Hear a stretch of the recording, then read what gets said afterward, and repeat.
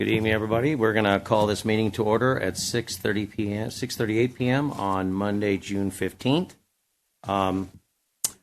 We also had a closed session meeting before this. Just a minute. Get here. As far as decorum, I want to remind everyone for the Purdy City's rules of decorum, all speakers, members of the audience, and council members are to conduct themselves with decorum, not engage in conduct that interrupts the orderly conduct of the city council meeting, and that everyone treats everyone respectfully at all times. Also, public comment through Zoom may be accepted for the agenda items listed within the consent calendar, public hearing, and discussion calendar section of the agenda. General public comments will be accepted at the meeting by those physically in attendance at the appropriate time. Tonight, we are very pleased to have Boy Scout First Class Zachary Kovar to lead the Pledge of Allegiance. Zachary, will you please come forward?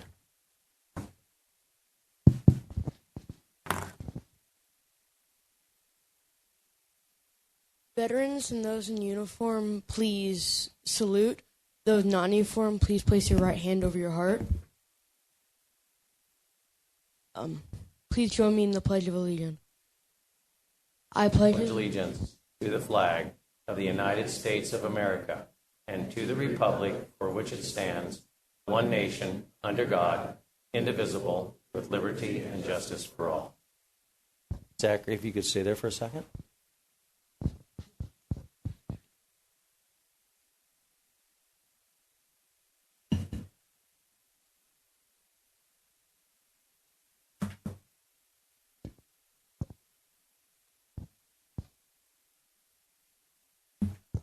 So, Zachary, you want to tell us a little bit about yourself, your school and stuff? Are you comfortable? Okay, here you go.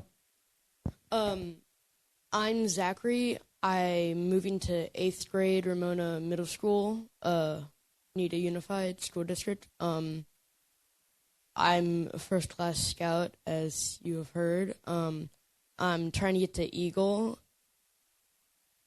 and I'm almost to It's not easy, is it? Yeah.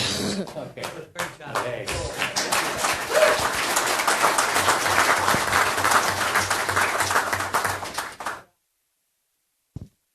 We've been to a number of Eagle Scout presentations and advancements, and it takes a village. It takes a complete scouting community, plus all the parents and all the families and all the other scouts to help you get there. But you will do it because you've got a great team. So congratulations, and thank you for doing our Pledge of Allegiance. City of Laverne Certificate of Recognition presented to Zachary Kovar. This certificate is presented on behalf of the Laverne City Council, the Boy Scout First Class Zachary Kovar, with a sincere appreciation for your service to our community. Dated this day, June 15th. Thank you very much.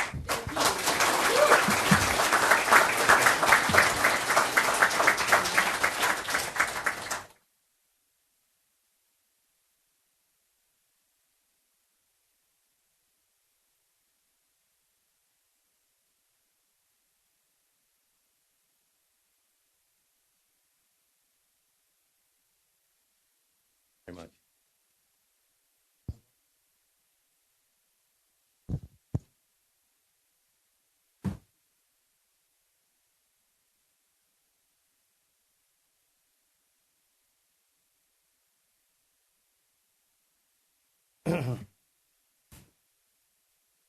Roll call, Mr. Domer. Thank you, Mr. Mayor. Councilmember Crosby. Here. Councilmember Johnson. Present. Councilmember Lowell. Present. Mayor Pro Tem Kashfagita is absent due to military. And Mayor Hepburn. Present. Tonight we have 4 presentations. First is the America 250 Essay Contest winners. As part of the America 250 celebrations, the city invited students to answer a prompt: if someone visited my neighborhood, what would they learn about America? Benita Unified School District students Gianna DeFazio, Zadie Thompson, and Simone, oh, that's a good one, Julia Taco. Did I say that right? No one's saying anything, so I guess I said it right. It's perfect, Tim. We're selected as the winners of the contest. Tonight, we will hear their winning essays, starting with Zadie. Zadie is an incoming 5th grader at Grace Miller Elementary. Zadie, please come forward. Is Zadie here?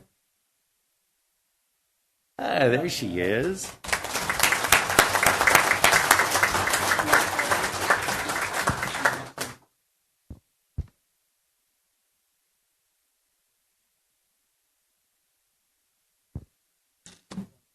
Okay, let's go down. He's going to read it to us. Yeah. There you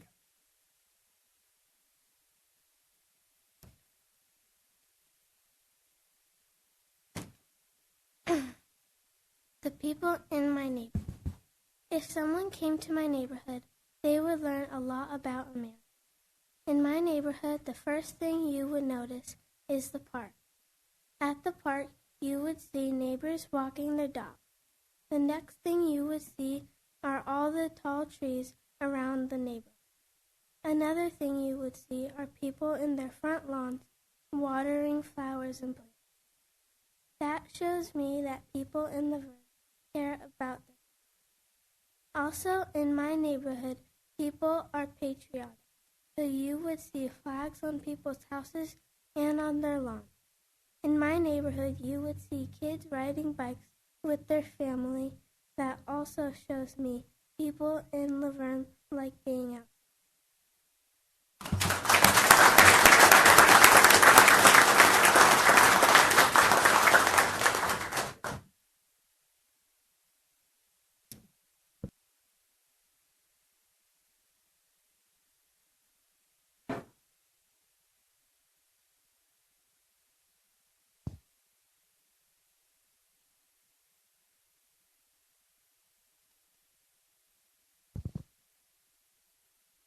I know this isn't easy for you, but you know what? I think you've got a council member in you, so I think that you could be a council member any day because you did really well. Another round of applause for Zadie.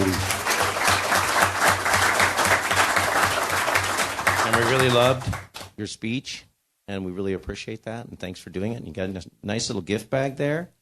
And the City of Laverne Certificate of Recognition presented to Zadie Thompson. This certificate is presented on behalf of the Laverne City Council to America 250 Essay Contest winner, Zadie Thompson, with sincere appreciation for celebrating the values that have shaped our community. Presented June 15th, 2026. Thank you very much. Can I get a picture of you up here with her? Or, Andrea, can you get... Yeah.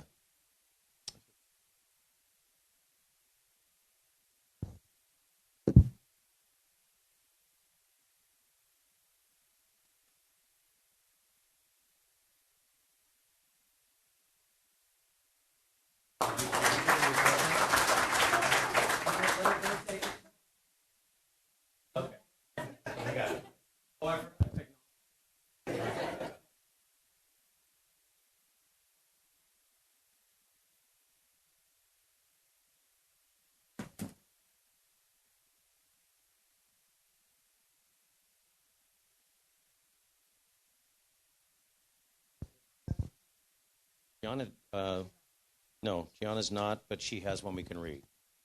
So do you want to read Gianna's? Yeah, both Gianna and Simone are not available for tonight's recognition, but we will read Gianna's essay, and Simone has recorded herself reading her essay, so we'll see her on the screen. So, with that, hi, Gianna. I will be playing the part of Gianna, grade 1. Gianna's essay reads, if someone visited my neighborhood, they would see grass and trees. If there is trash on the ground, people pick it up. We have a lot of birds and trees. There are also coyotes, bobcats, and bears. Nature is everywhere. Kids can go to school and learn and follow their dreams. We have good neighbors who help each other. Our city, Laverne, has many fun events for people. We love our city.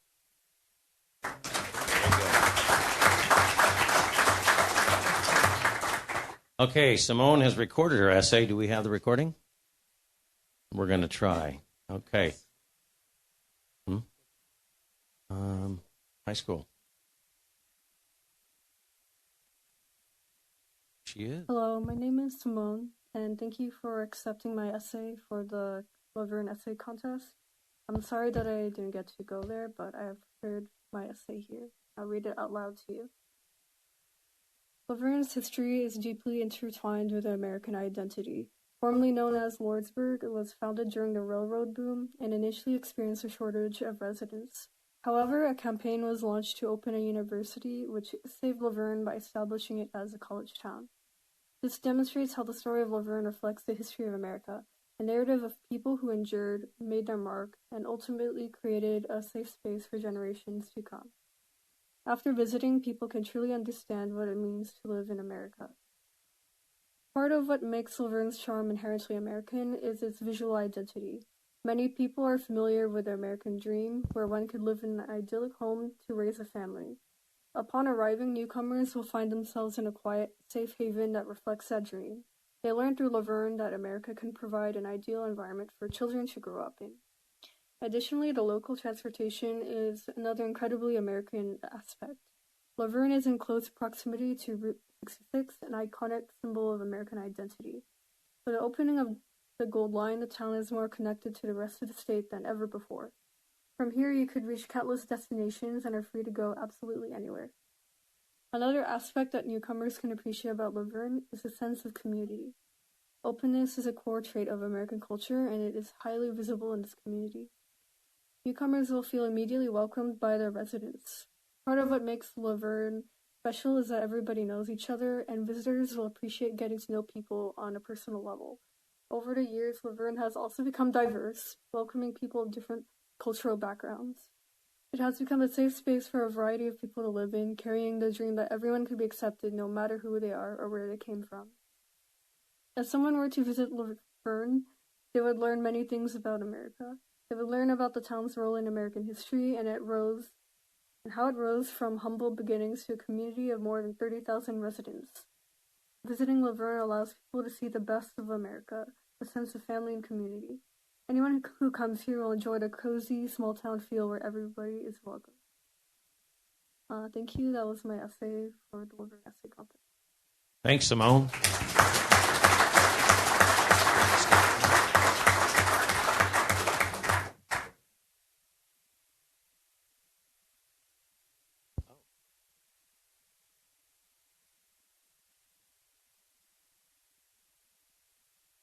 Okay. That's right. Our next presentation item is the America 250 and Route 66 Centennial Street Banners Artist Recognition. This spring, the city issued a call for artists to design unique street banners to celebrate America 250 and the Route 66 Centennial. The following artists were selected: Gary Samuelson with Freedom Still Rings, and mile markers, stamps from Laverne, and Sophia de la O with Untitled, and Manuel Legaspi with A Heritage of Vision, A Future of Promise. Tonight we have the banners displayed in the chamber. Throughout the month of June, our public works crews will be installing these on our city streets. Each selected artist will receive their stipend award as well as take home their banners. First, we start with Manuel Legaspi and a banner, A Heritage of Vision, A Future of Promise.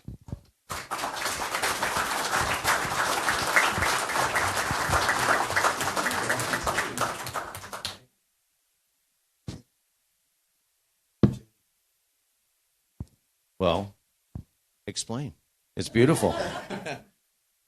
Basically, researched Laverne. I originally am from Almonte, so a few things about me. My oldest brother attended Laverne, so I was very familiar with the tents at the college. I had to put those iconic tents in my image. And I chose a mosaic motif because the city is, such a bringing together of cultures and people and history, and with the Route 66 right through the downtown of Laverne. All those things make such a wonderful city. And thank you guys for art in public places. I'm a big advocate for art in public places, so it was a great opportunity to participate. Thank you, guys.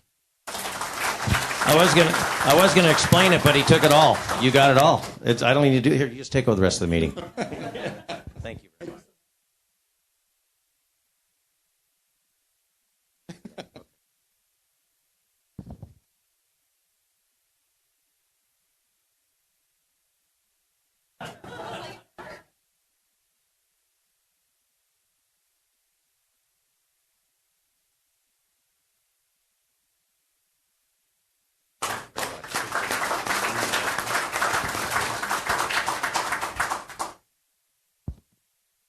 Next, we recognize Sophia de la O and her banner, which was Untitled. Sophia, please come forward.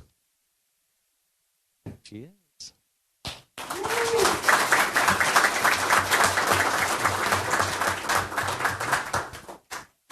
The design celebrates the Route 66 Centennial and America's 250th anniversary by blending symbols of American travel, Laverne's local identity, and bold visual storytelling to reflect the city's unique place within the broader national narrative.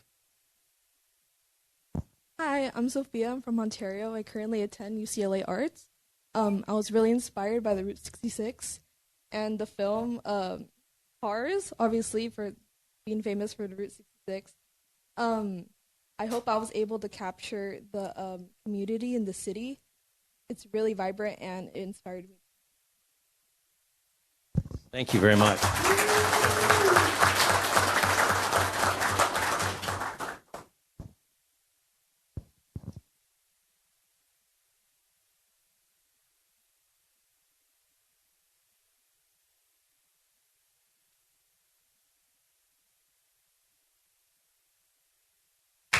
Thank you.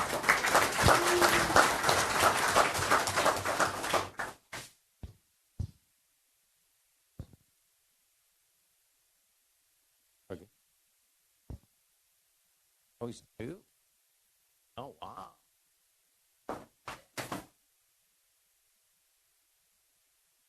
Now we recognize Gary Samuelson and his two banners, Freedom Still Rings and Mile Markers, stamps from Laverne. Come on up.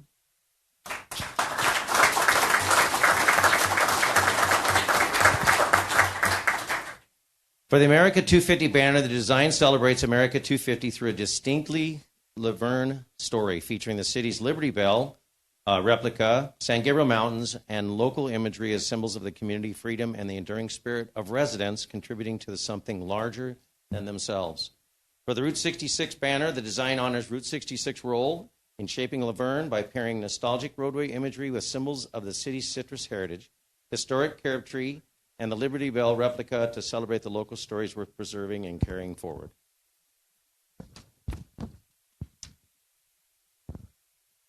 Tell us about him. You got two. It's incredible. Does he have nothing but time on his hands? We appreciate it, though. Well, you know what? We do, though. But, hey, she's your wife. You got to deal with that, not us. Here. My wife and I are residents here in Laverne, and we just enjoy raising our kids here and spoke to a lot of the things that we just love. Bicentennial replica that we have out here that you recently restored, felt it matched for both the America 250 and the Coons Park carob trees and just the hair.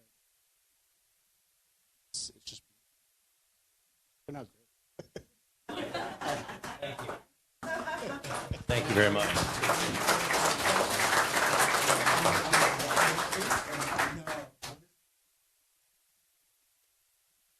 Well, we love you, did it?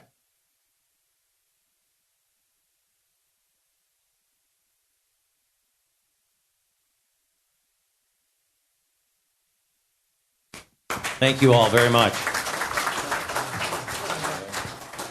I want to thank everybody for their amazing designs. We really do appreciate it. And Verne over there that's running around with the banners.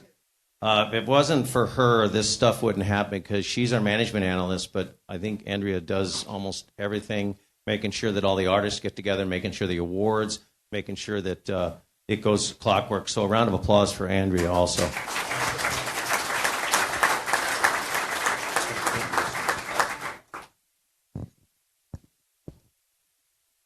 Our next presentation is to an incoming senior at Bonita High School, Lexi Kokoris. Lexi, come on up, is a published author. I'm going to hold up her book. She recently debuted her young adult fantasy novel, I Accept the Role of Villainess, published under the pen name Allie Chris. Her book is published through Amazon's Kindle direct publishing platform. Her second book should be coming out soon, and she is now drafting her third, with the goal of completing the series before she graduates. Alongside her writing, she maintains a mere 4.2 GPA, balances advanced placement coursework, and competes on Bonita High School's golf team. Bachelor.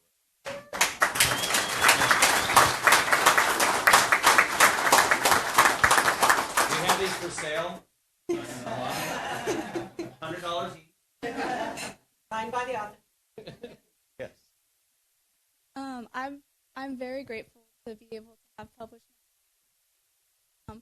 I had amazing who were able to guide me and supported me every step of the way.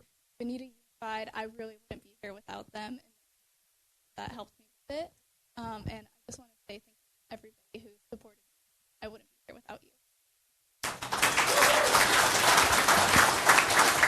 That just goes to show what an amazing school district we have, and we really appreciate that. We have great teachers, we have great school districts, we got great schools, and you are a representative of that. A book and one on the way, and maybe another one. Incredible. Congratulations.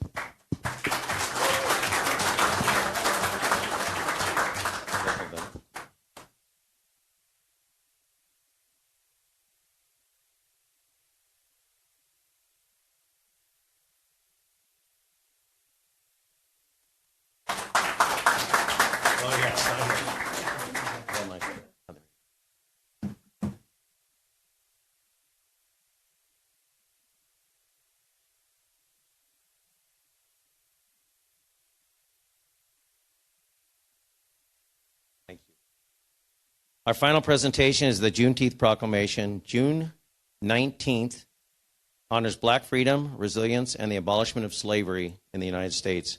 We will be presenting the proclamation to Morgan Sternquist from Hillcrest. From Hillcrest, will Morgan please come forward?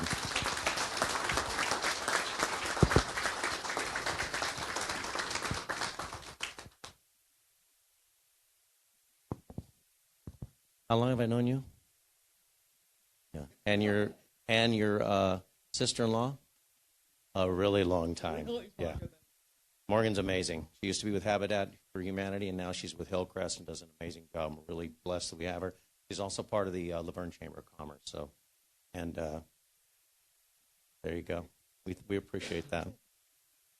City of Laverne Proclamation. Whereas Juneteenth, celebrated annually on June 19th, commemorates the day in 1865 when the last enslaved African Americans in Galveston, Texas, were informed of their freedom, more than 2 years after the signing of the Emancipation Proclamation.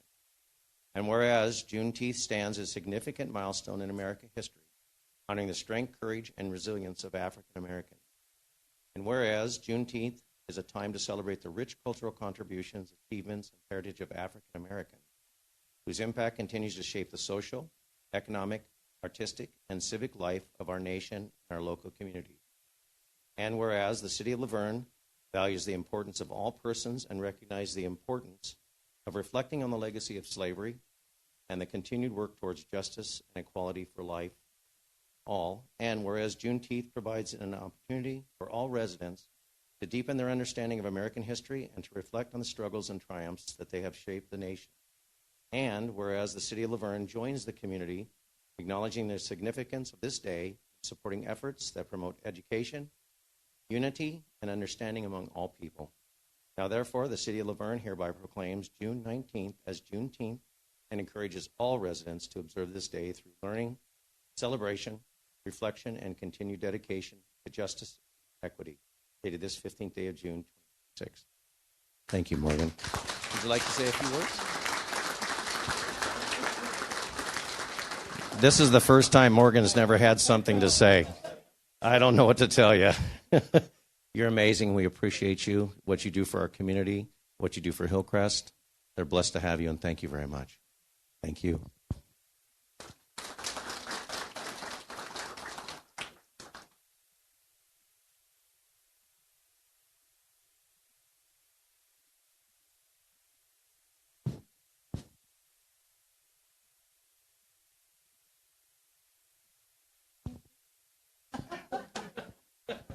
When you find that lens, let me know.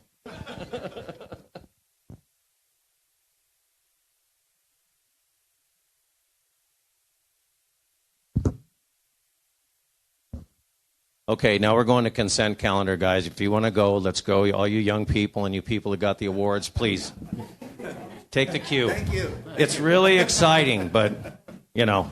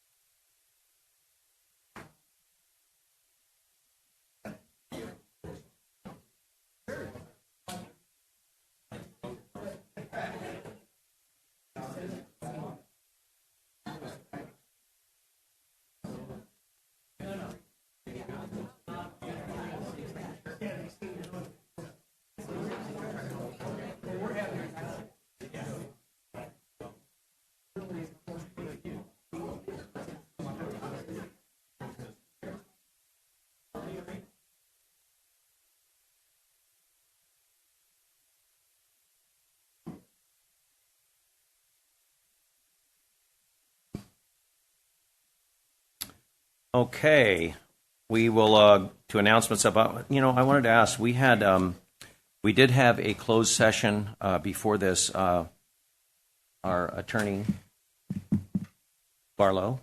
Do we have anything to report out? No, Mr. Mayor, we did not have any reportable action for the benefit of the public. We did add an item to the closed session agenda of anticipated litigation, but no action, only discussion was very good. Occurred. And we did add one thing. We used to many years ago. We had on our screen. We had a time for our. We generally give 3 minutes to people to speak. So we're going to put that back on the screen for using our timing for people that are speaking. It'll be up on the screen so you can see it. It'll be a 3-minute timer. With that, we are now into announcements of upcoming community events. I have a couple cards up here. Adrian Romero, our librarian. Come on up.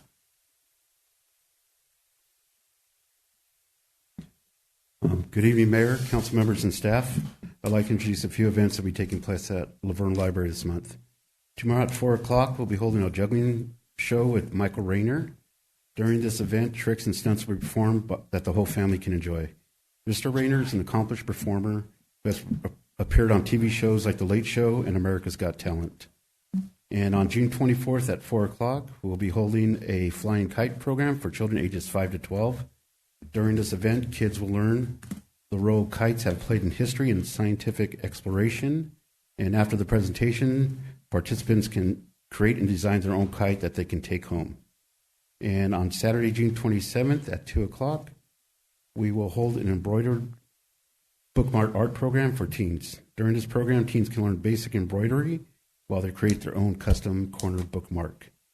And in recognition of Juneteenth, LA County Libraries will be closed this Friday, June 19th. Okay, thank you. Thank you, Adrian. Appreciate that. Andrea, you've got some announcements on our local community here? Yes?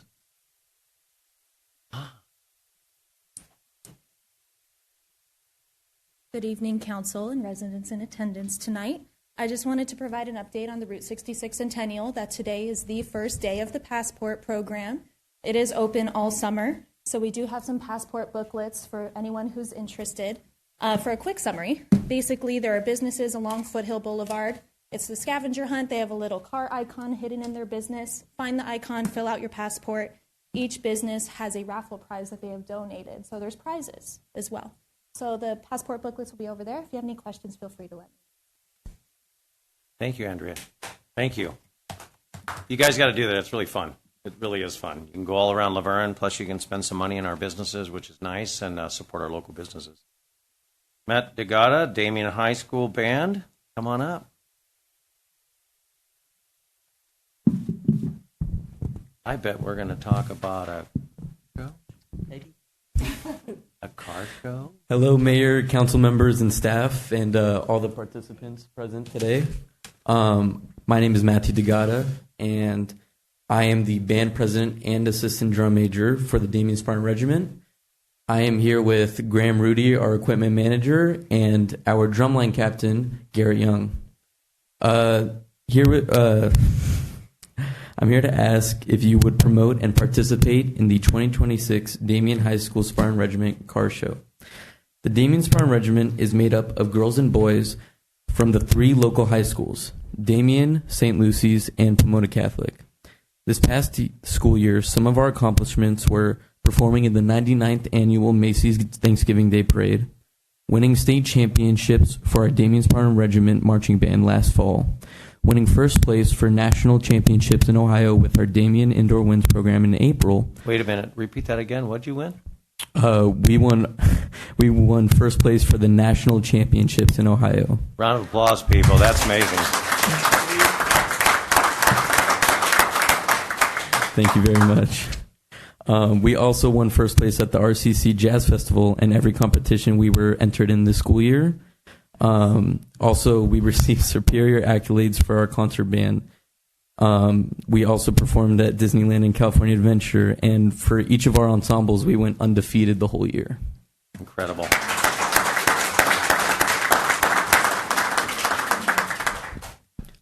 First, I want to thank the council for allowing me to come and representing Damien as a school and to represent the Spartan Regiment. I would like to encourage you, the council, and the residents of Laverne to come and enjoy the day with us August 22nd at our car show. It will be held from 9 a.m. to 1 p.m. on the Damien High School campus. We're making the event bigger and better than ever with a new show layout, live musical performances, delicious food and drinks, expanded vendor opportunities, and more attractions for participants and spectators. The event directly supports the Damien Music Program and helps us expand our program so that we can get new instruments and equipment to share our love of music with the community. Your support helps provide students with an unforgettable educational and performance experience while representing our school and community.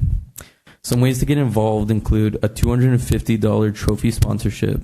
So basically for $250, you can sponsor trophy and class at the car show, and it will be presented there, and you can choose the winner. A $50 vendor booth. So if you or anyone you know has a small business, we would love for you guys to come and promote your product. Helping promote the event to your members and supporters, we will provide flyers that we hope you guys could share and spread to people who would like to enroll. And lastly, registering vehicles for the show. I know that last year we had a few people from the council and the people who would show up to the meetings enroll some of their vehicles, and we would be glad to host them again. So registration is $40 through August 14th and $50 on the day of the event if space is still available, which actually last year we sold out, so the registration may be the best idea. And then lastly, we would be honored to have you guys promote and participate in our car show this year. Thank you for considering us and letting me come to do the speech, and I hope to see you all at the car show. Thank you, Matt. And make sure we talk to our city staff, because I think we can put that up on our social media page. Can we not do that, just the car show? And then give us some, and we'll push it out for you, too. Thank you, Mr. Mayor. Thank you, guys. We appreciate it very much. Captain Travis Tibbetts. Good evening. Good evening, Mayor and City Council members. A quick announcement. As part of our Cannabis Tax Fund grant program, the Police Department will be hosting a community engagement event on Friday, June 19th from 4 p.m. to 8 p.m. out in front of Monero Square in the downtown area. The purpose of this event is to engage with community members and provide education regarding impaired driving, including effects of cannabis and alcohol on driving ability. We'll pass out informational flyers, and we will also have our new DUI enforcement van that was paid for by the grant out on display as well. And our officers will be walking around the downtown area, distributing the flyers and engaging with residents and visitors in our downtown area and around the Monero Square area. We encourage community members to stop by, learn more about impaired driving, and as the mayor always says, spend your hard-earned dollars here in Laverne and speak with our officers. And just a little bit more information on the grant. The grant also provided a lot of training for our officers in advanced roadside impairment, driving enforcement, field sobriety testing training, and drug recognition expert training. Thank you. Thank you, Captain Tibbetts. Any other announcements in the community? Yep. Parks and Recreation Director, Yvonne Duran.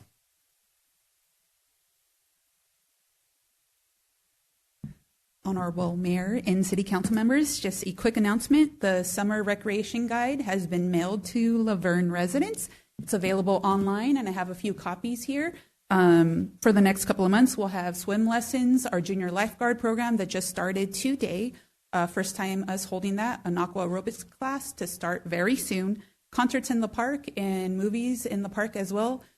We were supposed to show Super Mario Brothers, but the license has not been released, so the movie is now GOAT, which is another fun feature that kids love. So please visit us online, and I will have some guides available right here on the dais. Thank you. Thanks, Yvonne. Any other announcements in our community? Go ahead and close announcements. One quick one, we'll be doing it at the end, obviously, but the big one coming up, and Wendy will be going on the 4th of July celebration, but summer concert series. We start on June 28th, which is only a few weeks away, which is Live from Earth, Pat Benatar and Beyond. Then we have on July 12th, we have Cold Duck. And then we have July 26th, the Silverados and Eagles tribute. And then one of our most famous bands that's ever been coming to the city of Laverne on August 9th is The Answers coming back. So it's going to be a great, great series this time. So please. And there's a lot, like Yvonne, our Parks and Recreation Director said, look in that book. There's so much stuff going on in the next month between our 4th of July parade, our fireworks show, and all the things that our other council members will talk about. But there's a lot of stuff happening. So pancake breakfast, things like that. So with that, any other announcements? Go ahead. Get 'em. Sure. I will just do my shameless plug right now for the 4th of July. I know it's seems like we just started summer, but it's already going by pretty quickly. Tickets are on sale already for the fireworks show. So if you haven't gotten your tickets already, they are available online. There's a QR code, and I believe there should be a poster outside of the City Hall that you can scan and go ahead and buy tickets. With your purchase of a ticket, you do get a discount code for T-shirts. So if you'd like to buy a commemorative T-shirt to help celebrate the 4th of July, that would be awesome as well. And if you are a business owner or perhaps just someone who'd like to sponsor the 4th of July, those are welcome as well. So take a look. It's always a fun day. So it's just right around the corner.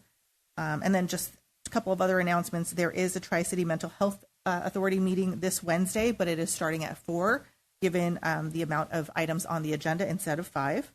And there is a blood drive as well at ULV on June 24th from 10 a.m. to 3 p.m. So if you are able and willing, we would love to have donors. That's all. Thank you. Any other announcements? We'll go ahead and close announcements. Consent calendar. Thank you for sharing your announcement. Appreciate that. A lot of great stuff going on.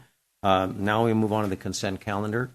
All items on the consent calendar are routine and will be enacted by one motion unless a member of the City Council or a member of the audience requests separate discussion or just wants to make a statement on one of the items. Council, any requests to pull any items? No? Mr. Delmer? I had no email, sir. Okay. With that, I will, do I have a motion for approval of the consent calendar? Second. Vote, please. No.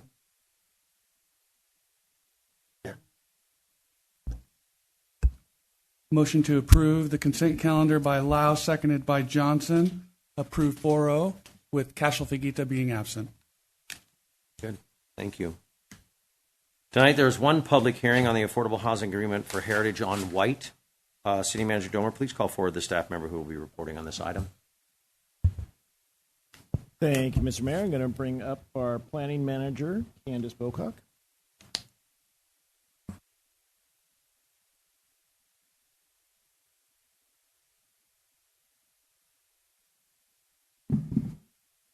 Good evening, Mr. Mayor and City Council members.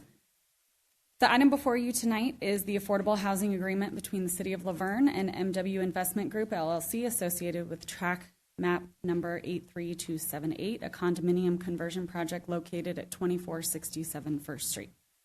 The project involves the conversion of an existing 17-unit rental complex into individually owned condo units.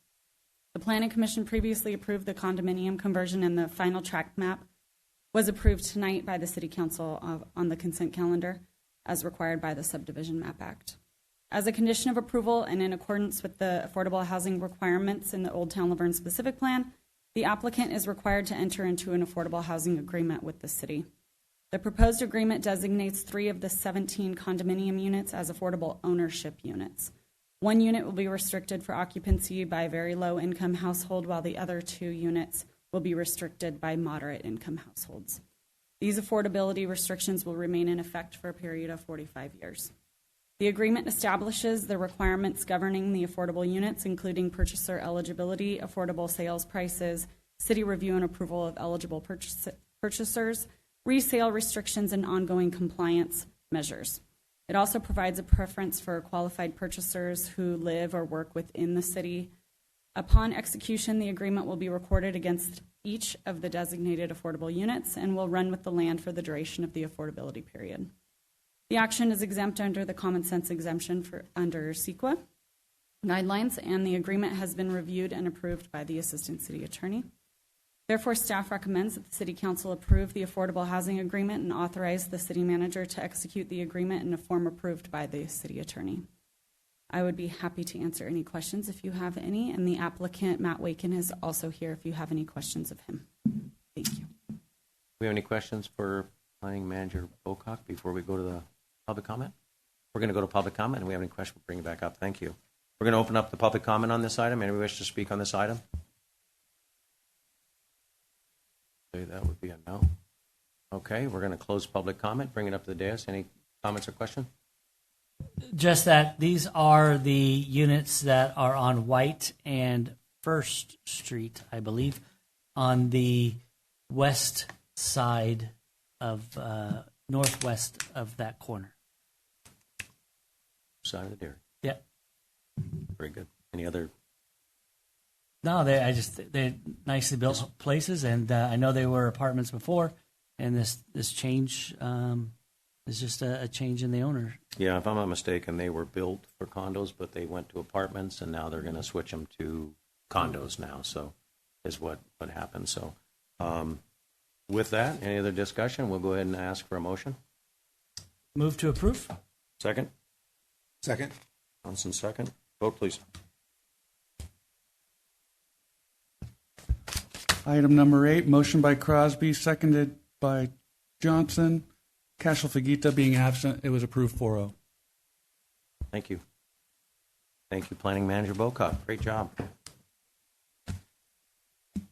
Okay, tonight there are 5 items on the discussion calendar. The first item is the first reading of the ordinance amending Chapter 10.40 of the Title 10 of the Laverne Municipal Code regarding trailer parking on public streets, parking limitations, permit exemptions, and enforcement provisions. City Manager Jomer, please call forward the staff member who will be reporting. Thank you, Mr. Mayor. I believe that's going to be Lieutenant Alvarado from the Police Department.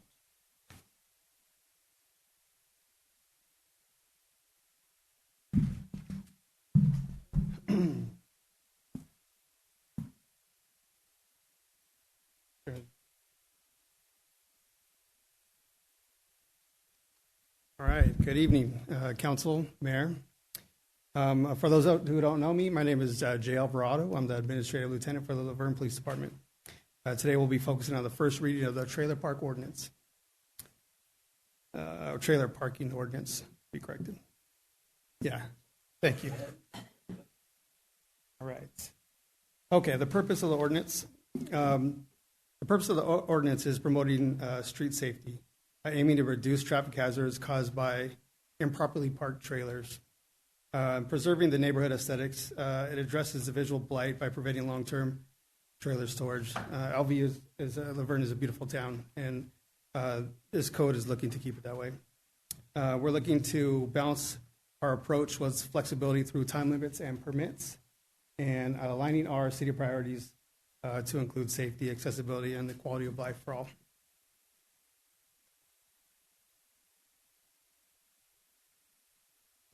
Okay, some of the key changes that we're looking at in this portion is going to be more housekeeping and some consistency updates with the language. Section 10.40.040 is the parking vehicle for repairs. We basically remove the language related to the vehicles being displayed for sale. Retain the exemption for repairs and that are necessitated by emergency. The section, and I'll just read the last part, 0.080 about parking during fire prohibited. This was an update. We just had the police department in there, so we updated to add the firefighters in the fire department. And section, the third one, 0.090, restricted parking areas, signs required. All we did was modernize the language. Before it said central traffic district, and we updated it to the business district. Essentially, it's more of the downtown area.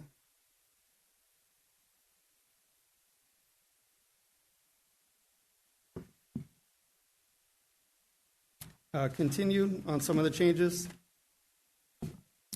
We expanded the trailer regulations. It'll now cover multiple trailers types, including utility, commercial, recreation, boat trailers, or a more broader enforcement. Clear definitions, which we look back in the old code, and there was a lot of contradiction with some of the code, or wasn't really clear. Our goal was to clear that out with clearly defined definitions for each category. tiered time limits. These time limits may vary by trailer type, and permit system and enforcement to focus the support on short-term legitimate use, but are able to deal with some nuances that are happening in the city.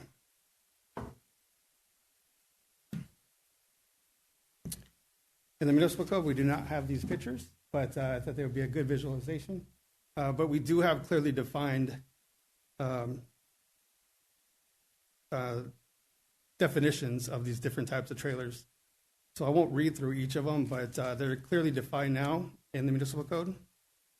This is going to be related to the personal utility trailers, the commercial trailers, the recreational vehicle trailers, or the RV trailer, and the boat and jet ski trailers.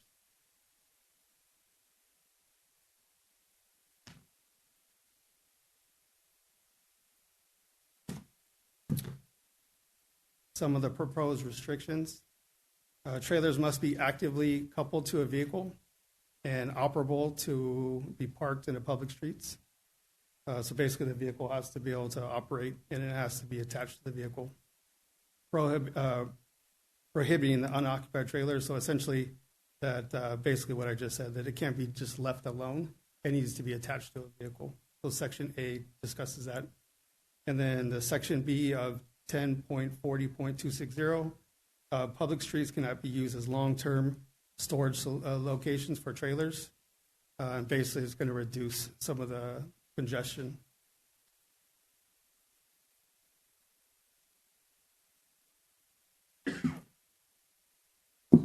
Yeah, of course.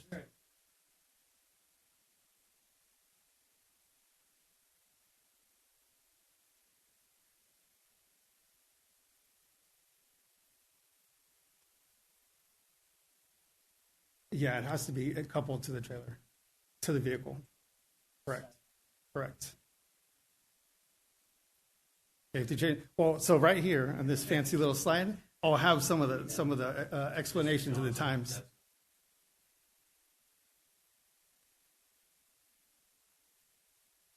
All right, so some of the time trailer limits that we put on this, and again, a lot of this was just to clear up some confusion in the previous ordinance.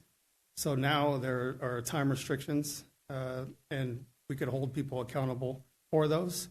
So as you can see, the personal trailers, they could be 4 consecutive hours within a 24-hour period, and up to 2 days per week. The commercial trailers are a little bit more strict. They're going to be 2 hours, applicable only during loading and unloading. And one thing that we noticed is that in the past, we would see the repositioning of vehicles. So that's why we added that little loophole in there. You can't just reposition. You can't mark it 5 or move it 5 feet to the left or right, and then you start your time over. No, it remains the same. The RV trailers and boat trailers, 24 hours with a 72-hour cap with a permit, and that's within 30 days. And of course, we always have the exemption. There's always going to be stuff that we're going to come across, such as your remodels or your temporary moving, relocation, some type of hardship that comes up that we're going to have an exemption process for that.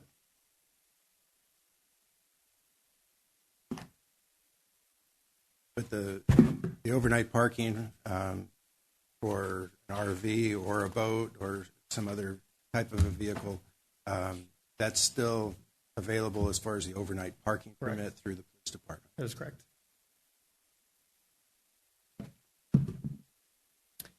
Okay, continued 10.4, do I have it here? 0.260, this is continued on the same section. The purpose is the flexibility. So with the permit, we could allow for flexibility during special situations. So we know life happens, stuff happens, and we have a little bit of flexibility with this code now because of this. The permit duration and renewal, they're valid for 7 days, and we can renew once every 90 days. And this is essentially to avoid the negligence or neglect of the code, which we've seen in the past.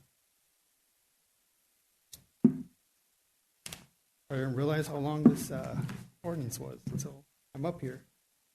Okay, so enforcement and compliance. Enhanced enforcement authority ordinance empowers the city to declare violating trailers as public nuisances enabling citation and removal. Clear regulation.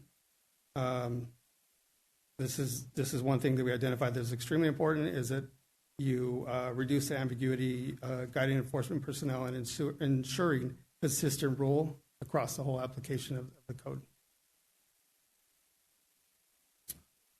And lastly, it's obviously we want to be fair. We want to hold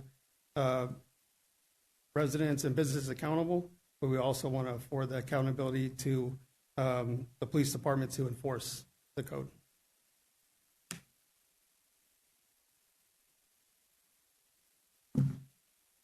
All right, so exemptions, the government and emergency response vehicles on official duty, vehicles disabled during mechanical issues remaining there parked for 24 hours without penalty, refused containers placed under a valid city permit, so your dumpsters that are permitted, and active service vehicles through Public Works, Edison, etc.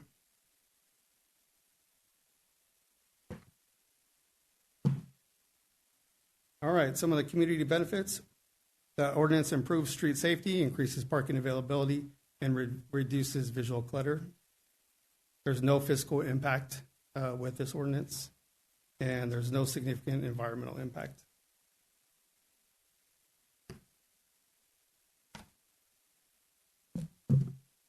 Finally, this ordinance is intended to enhance public safety, preserve neighborhood character, and improve the overall quality of life within the community by establishing clear and enforceable regulations governing trailer parking on public streets.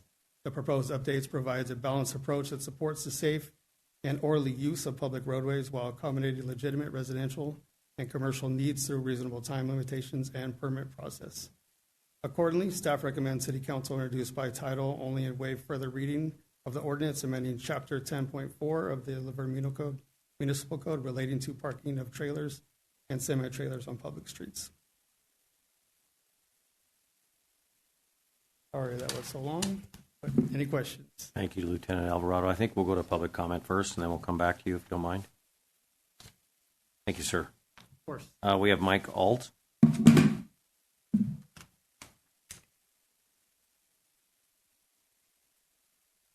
Good evening. Good evening, folks. My name is Mike Alt. I'm over on 5th Street. I actually have questions for PD. I'm confused about this parking thing. You can just address us, and they'll come back up, and he'll answer whatever question you have. Yeah. I have a car trailer. I drove Volkswagens. We tour around the country with our little bugs and things. And I park on the street because I don't have a big enough driveway on 5th Street. You're familiar with those little houses over there. They have very small driveways. So I park on the street to unload eventually in the morning, try to unload my car off the trailer, put it in the back, where I can put it in the garage. And then I back my trailer into my driveway in front of the house, and I park my truck because I have a handicap placard. I park my truck on the street, my pickup. So my question is, if my trailer is attached to hooked to my truck, and I'm parked on the street overnight more than these hours and things, that's where I'm getting real confused. I was looking at the city, the rules here on a 72-hour limit, and it says here, vehicles attached to trailers and blah, blah, blah cannot be parked on the city streets more than 30 minutes between 2 a.m. and 5 a.m.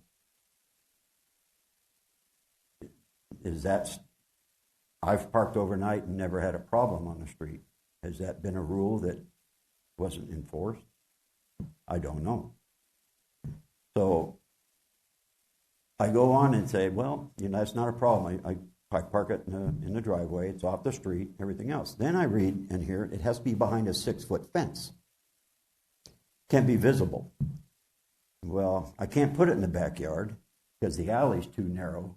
And the ADU they just built behind my house, I can't swing a trailer and back it up into my driveway. Where am I at here? I am thoroughly confused. Can I park on the street for a day, a night, so I can unload in the morning, put my trailer in the driveway and park it, or do I have to put a 6-foot fence around half my driveway in the front yard to hide the trailer? I got you. He's listening right now. We're going to go and ask him for public comment. And as soon as we're done, we'll answer your question, sir. Thank you very much. Any other public comment on this item? Seeing none, we'll close public comment. Mr. Alvarado, you want to comment on that? Conferring. Well, it brings up an issue with a handicap placard in a truck, okay? And then I think the first question, which I have as well, is that I know these don't deal with parking at a residence, it's parking on the street, what the changes have been. But the question comes out to be, what are already our rules and regulations, because I don't know, of parking trailers at a residence? I know I have neighbors that park their motorhomes in their driveway. I have mine behind a gate. I don't know what is the regulations for Laverne on that. Okay, perfect. What I first would like to address, from what I understand, is the gentleman was asking about specifically parking his vehicle and his trailer between the hours of 2 a.m. and 5 a.m. That's still covered by our overnight parking rules, which are in our municipal code, and he would need a overnight parking permit to do so. So that's never changed. That is not Chief, even with a handicap placard. I'm sorry. You're absolutely correct. If he has a handicap placard, he is exempt. And as long as the trailer is attached to the truck. Correct. In front of his house. That is correct. This ordinance would not allow I believe he said it was a car trailer, to be left there without it being hitched. That would apply. The rules would have to be enforced there if he left it uncoupled. Then his second one was, okay, truck's out front, handicap placard, pulls that trailer up in his driveway. Is he in violation having that trailer in the driveway? Because he cannot, because I understand where he's talking about, 5th Street. You can't pull those in the back alley. You cannot pull them up. And if he leaves it in his driveway, detached from his truck, is this a violation of the new standards, or does he have a get-out-of-jail card free? So the way it works, and it's been a long-standing practice of the city, that it's not necessarily something that we go look for. It's something that's done by complaint based. So, for example, the same example that Mr. Crosby provided, if someone complained and said, "Hey, your trailer is, it's an eyesore or whatnot," then code enforcement would go out there and then write a letter about that. So at the current moment, the current practice is by complaint only. But going backwards, this ordinance has always been in place. Yes. Anything in a driveway. Correct. So it really doesn't matter as long as no one's saying, "Hey, I got a problem whether your trailer's ugly or whatever." Correct. But you'll have a handicap placard. He can park out in the street. If his trailer's attached to it, he can leave that overnight. He can unload it in the morning, put his trailer in the driveway. Unless somebody complains about it, it's hunky-dory. Yes, and it's really, to think of something why someone would complain, I'm sure someone would. But yes, you're correct. Okay. And just not everyone is disabled, but if he did not have a handicap placard, he would have to go to the city and get an overnight permit, and that is only good for 24 up to 72 hours every 30 days. That's correct. You could get it online or in front of the police station. Didn't that used to be 7 days in a 1 month period? We're talking about two different things. Parking out in front of your house, if you were to park, let's say, a recreational vehicle, an RV, you're going to park in front of your house for 7 days. You can get a permit for that for 7 days in a 1 month time frame. Is that correct? Or is it still the 72 hours now? No, that is correct. The RV statute still applies, but you have to actively be loading and unloading it for that to be exempt. But so a stationary RV that you park in front of your house, even with a permit, it's only good for 72 hours. Correct. And anything over that, you're in violation in a 30-day period. That's correct. Okay. Thank you, Chief. I'll stick around. Sir, does that answer your question? Glad we could clarify that. Council, any comments or questions before we... Then I would ask for a motion. Question. Oh, yeah, sorry. Just real quick. No motion yet. What is the penalty for not adhering? So, is it just a citation, and is there a fine, or how does that work? Ticket. First, second. Yes, there is a fine. 401p, I believe it's $55. and then it goes up from there. Mr. Johnson, any question? No. And with that, any further questions? We're good. Thank you, sir. I ask for a motion. Is there a motion to introduce by title only and waive further reading of an ordinance titled, an ordinance of the City Council of the City of Laverne, California, amending Chapter 10.40, the Title 10 of the Laverne Municipal Code regarding trailer parking on public streets, parking limitations, permit exemptions, and enforcement provisions. Do I have a motion? So moved. Do I have a second? Second. Vote, please.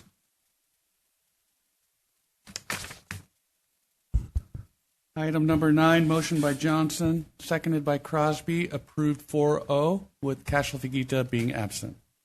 Thank you very much. Thank you, guys. Thank you, Chief. Thank you, Lieutenant.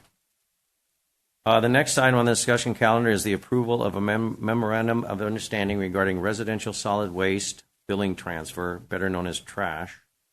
City Manager Ken Domer, will you call forward the staff member who will be reporting?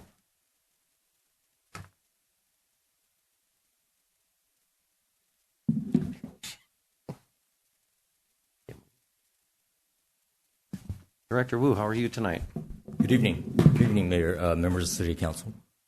Item number 10 is a request to approve a memorandum of understanding between the City of Laverne and Waste Management regarding the transition of residential solid waste billing responsibilities from the city to Waste Management, effective September 1st, 2026, with no changes to rates, services, franchise fees, or the city's oversight responsibilities at this time. As the City Council may recall, staff presented this concept at its May 4th council meeting and received feedback regarding customer communications and outreach.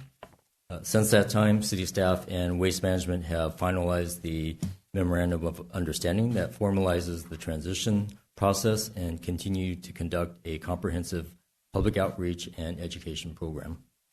Specifically, under the MOU, Waste Management will directly invoice and collect payment from residential customers beginning September 1st, 2026. Customers will receive bi-monthly bills directly from Waste Management.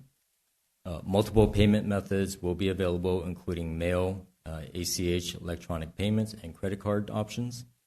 And existing Lifeline discount programs will continue. Procedures have been established for account reconciliation, prorated billing, refunds, and delinquent accounts. Therefore, staff recommends that the City Council approve the MOU, authorize the City Manager to execute the agreement, and receive and file the following outreach update, which will be presented by Josh Goldman, who is the Waste Management Public Sector Solutions Manager. Thank you, Director Wu.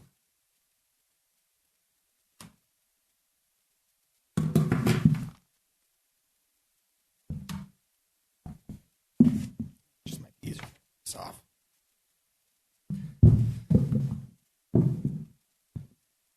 Good evening, everybody, council, residents, city staff. As Danny opened with, I'm going to be giving just a brief update on the communication plan, education campaign that we're doing, covering a little bit of an overview about the billing transition project that is currently underway. So what is happening?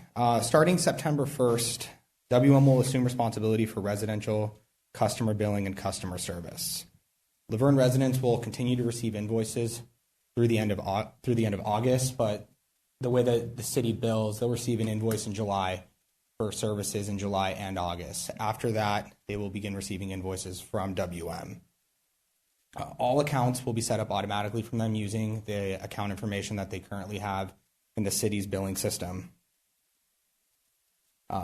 It'll be really important that once residents receive their first invoice and hopefully our letter in August with information, they will refer to it, review it, make sure that it looks accurate, as well as begin setting up things like auto pay, paperless billing, different things that are available to them now through WM billing.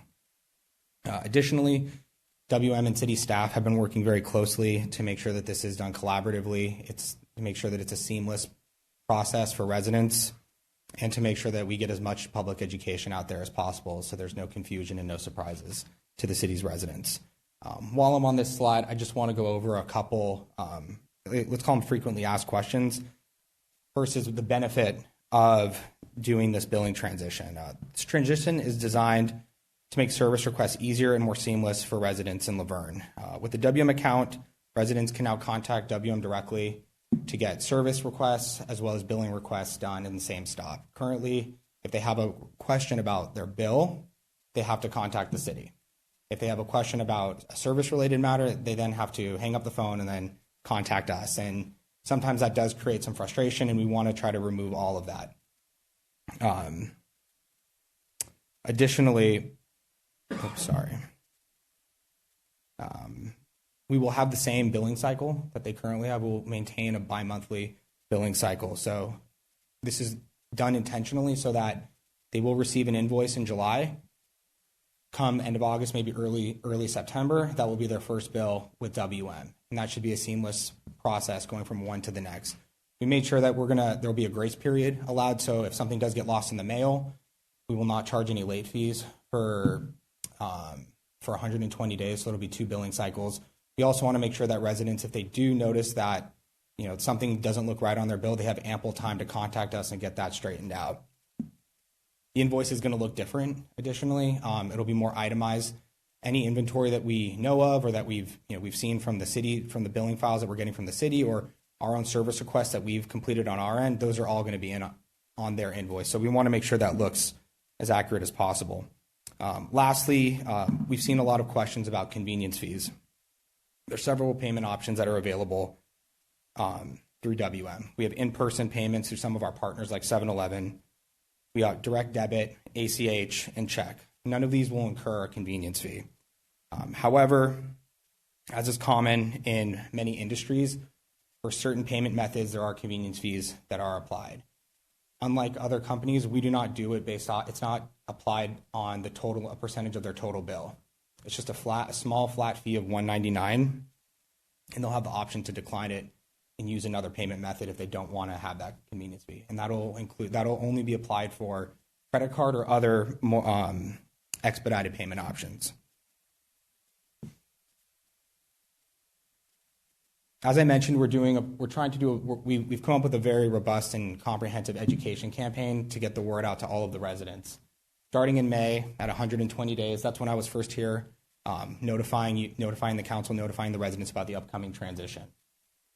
We started doing our social media campaigns. We were at the Public Works Open House with information.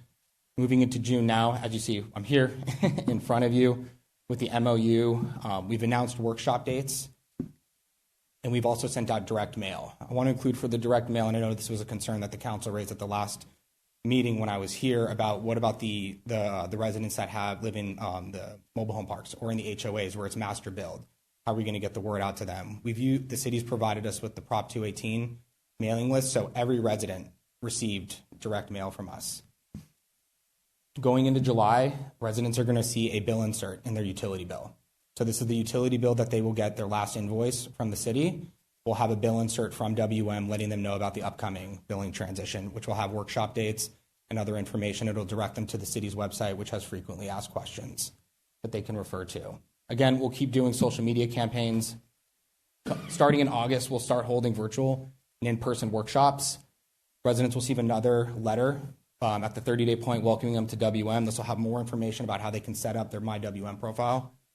And then we'll start initiating out dials. So we're going to start doing in the first week of August, they'll start getting one out dial a week. So if we have an email, they'll get it that way. But if we have a phone number, they'll get the recorded call. Going into the last week, we'll send the out dial every day just to make sure that we don't miss anything. And then starting in September, we'll have a help desk. We'll have a help desk at City Hall. So me or another one of my colleagues will be here every Thursday from open to close at the front desk here to answer questions that they may have. Spreading the word. These are some of the things you may have seen online. The two on the left, that's the bill insert that residents will be receiving in July. The two on the right, these are some other social media ads that we put out there in collaboration with the city. Referencing on Andrea. Andrea and I have been in communication a lot. We'll look at the comments we'll see on Facebook. She'll contact me if someone at the front desk gets a question that they don't have an answer to. So we're making sure that we update these and we get them out in real time as the questions present themselves. Last slide, or second to last slide. This is just an overview of what will be available to the residents now through the MyWM profile. They can reach us by phone, they can reach us by email, live chat, 24/7 self-help technology. They can use the app on their phone if they're sitting in bed and they think, you know what, my can looks pretty banged up today. I'm going to get a new one next week. They can do that right from the comfort of their own home on their phone. They can also mail us if they want, and if they really want to pick up the phone, they can always call at 909-599-1274. We just want to make sure that residents have every convenience opportunity available to them to reach out to us. These are some save the dates.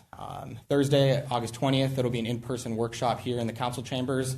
Wednesday, August 26th, we'll have a virtual workshop. September 3rd, starting September 3rd, that's when me or another representative from Waste Management, it'll most likely be me. I know you guys probably see me enough already. We'll be here at City Hall to receive anybody that has any questions, concerns, or if they just want to come in and tell us how much they love the WM building them. Love their trash. Love their trash. And of course, September 1st is the effective date. And thank you. I'm happy to take any questions. Just a couple real quick questions. We're not raising the rates whatsoever to our residents. The same cost right now that you pay with the city of Laverne is going to be the same cost you pay. Yes. You're also going to have to put it in a new ACH, a new entry into your bank to make sure for a bill pay. Yes, that's correct. Okay. My suggestion would be, because we have a very senior population in our mobile home communities, that we're very gentle with them, and the fact that if they require and they're running late on their bills because they're not quite sure how to, even with all this stuff, some of these people don't have the technology, we need to be gentle with them to make sure that the service isn't stopped, and then worst case scenario, someone has to go to them and say, hey, here we are, this is what we're doing. Because we're going to cut off, sever our ties between Laverne and Waste Management, and the fact that you no longer service to the city of Laverne. It's Waste Management now, which I'm kind of happy to see anyway. That's a good idea. Yeah, I'm sorry. Yeah, and then I think the biggest thing is, too, is if I have had issues in the past, I know we've had many conversations, if someone does have a bad can or something's damaged, then I think your response time, you need to check that and make sure that if someone asks for a can, they put the can out, it's not there for 3 or 4 days sitting out there half exploded because it's just beyond repair, that we make sure the Waste Management does come and replace those. I think it's very important. But generally, you guys are pretty good about it. Yeah, and we just completed a field audit where we had teams going out there sort of following the truck a little bit, but they were driving around, they're evaluating to make sure that the cans are in good condition, make sure the cans are SB 1383 compliant, all of those things. So we were also going to start to see some new inventory rolling in to get residents. If we were able to capture it, unless they brought it in too early, we're going to be updating that as well. And I think that with using the app and allowing people to start scheduling those requests on their own, we'll start to see those rotated out. And one other thing, which would be really nice on your part, is you just do that clean a can once free for every resident in Laverne, for every single can. Clean them once and say, we really appreciate you being with Waste Management. We've extended your contract. A good, clean can is a loving can. So I just think that, maybe you could do that. Where they come from? Just want to go back to, if I may, to the first concern that you raised about the seniors. That was one of the first things when. And mind you, I'm a senior. Okay, so I don't think you're a senior. Yeah. Not as senior as me. I don't know. You seem pretty young. That was one of the first things that Ken and Danny and I discussed when we began this process of getting the wheels in motion, was to make sure that we know there's going to be somewhat of a learning curve. We know that no matter how much public education we do, we're not going to be able to reach anybody. That's why there's going to be a grace period. We're not going to shut off anybody's service. If we have to start thinking of more creative ways to, even if we have to go knock on someone's door, we want to make sure that this is as smooth as possible. We know there's going to be some hiccups, but the one thing we can't avoid is not shutting off someone's service. Councilmember Crosby, you want to go? We're going to go and open up public comment. Do anybody wish to speak on this item? Yes, ma'am.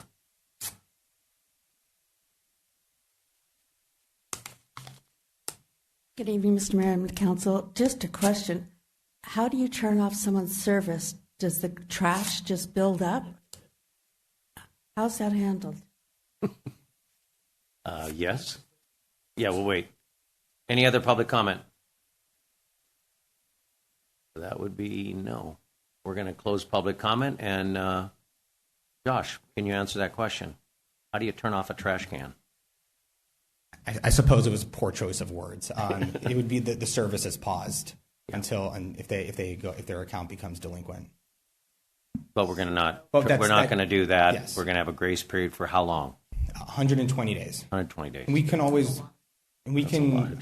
I don't think it'll get to that point. But and if again as we're reviewing it, if we see, if it's a handful of, it's something that we'll have to evaluate in real time. But they can also call, too. Of They course. can also call that number and get a live person. Mr. Domer. I was just going to say, Mr. Mayor, and I'm sure if somebody misses a trash pickup or something like that, they're going to call the city. And that's, again, we're going to be working with Josh. Josh is going to be here once a week during September, and so we will be able to pick up a lot of things. But we're trying to make sure we cover all those bases at first, but there is a good plan in case that doesn't happen. Josh is going to be a trash talker. Well, and at the end of the day, people will need to pay for their trash pickup. Question, a couple questions. How many, I know we pay for the black waste cans, the size of them. Mm-hmm. How many green wastes and how many gray recyclables are we allowed to have as well? It includes 2 recycle and 2 organics. So if people don't have to, maybe they have one and they want another one, they can call you and still get that extra Yeah, one. that's absolutely correct. And I think, and then in the inverse too, that when residents do receive their first bill, because these things are all going to be captured now, it's going to be itemized. I know that the city's billing system did have some limitations about how much it could include on it. So in that grace period, if you see that you have more cans than you're supposed to, return them. So we're not paying. Yeah. Or if you don't, make sure that you don't charge them for it. Absolutely. So I guess the idea here, and as the social media part of it, is that please check your bill when you first get it. Make sure you walk out in your yard. Make sure you've got the cans you're supposed to be paying for. Mm-hmm. That's something that they're going to see in the bill insert that they get. We're constantly repeating that. Please review your bill. Please review the account information. Make sure that we're mailing this to the right person. And I appreciate the flyer that came out already to all of our residents. The one thing that was just my aha before this came up was now we are presented with the MOU. I just thought we should have been presented with the MOU first and approved it, because if we all just say no now, that stuff, it's kind of already in the fact of that's how it's going to go through. I agree moving to your billing rather than the city and trying to make sure it's all clean and stuff like that. I just wish this MOU came first and then move through rather than it seemed to be a mute point after this as well. Yes. Just a question on the fees with the green, the gray, the black cans. Is it the same for each? No, the organics. I can reference it to give you the exact number. The organics is going to be a little bit more expensive than the recycle, if that's what you're asking. If you add an additional cart, we're allowed it. Yeah, you're allowed two extra recycle, 2 extra organics. Okay. Wendy, you want to talk about trash? Okay. Very good. I think we're good. With that, move to approve. Let me. The MOU that we should have gotten made. Is there a motion to approve the memorandum of understanding MOU between the City of Laverne and the USA Waste of California, Inc., Waste Management, regarding the transition of residential solid waste billing responsibilities from the city to Waste Management effective September 1st, 2026, authorize the city manager to execute the MOU and subsequent administrative revisions or implementing documents that do not materially modify the rights, obligations, rates, fees, service levels, or other substantive provisions of the existing solid waste franchise agreement, and receive and file an update on customer outreach and public education activities related to the billing. That's more than the MOU. Do we have a motion? Move to approve. Second. Vote, please. Motion on item 10 by Crosby, seconded by Lau. Approved 4-0 with Cashel Figuita being absent. Thank you very much. Third item on the amendment is the City Council's concealed carry CCW psychological evaluation practice and subsidy program. Mr. Johnson is clearing a conflict of interest. He's going to exit the chambers until we are done.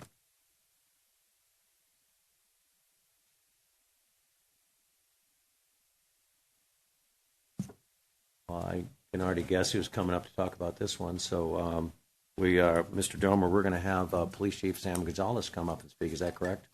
Yes, sir. Thank you. And just for the record, Councilmember Johnson has a concealed carried weapon permit, so that's why he's recusing himself.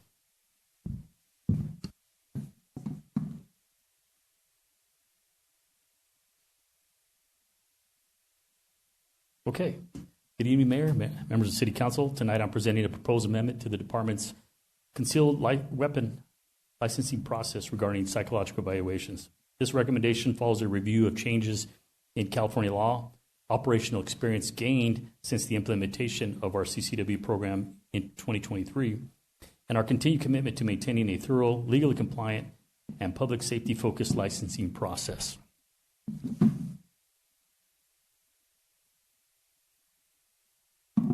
So how did we get here? Some may recall that back before August of 2022, the Sheriff's Department was handling our CCW applications, and the then Sheriff pushed those responsibilities back to all non-contract agencies. The department was then forced to implement its own CCW program in 2023. At the same time, significant legal changes surrounding concealed carry license were occurring throughout California following the Bruin decision. The department believed a universal psychological evaluation requirement provided an additional layer of review while the city subsidized a portion of the examination.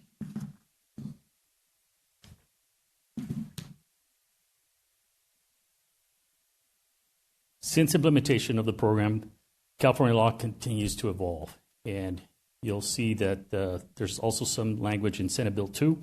But my focus today points to where the current law continues to preserve the authority of the licensing agency to require psychological evaluations during the background investigation to support additional review of the applicant. While the department has historically required psychological evaluations for all applicants, California law has consistently provided the licensing authority with discretion regarding their use. This amendment refines our process based on operational experience while preserving that authority when circumstances warrant additional review. This slide here has some of the results since 2023. As part of this review, I examined our actual experience administering the program. Since the inception, the department has processed 223 applications, including both initial applications and renewals. Of those 210 licenses that were approved, 6 were denied, and 6 applicants were either withdrew or relocated.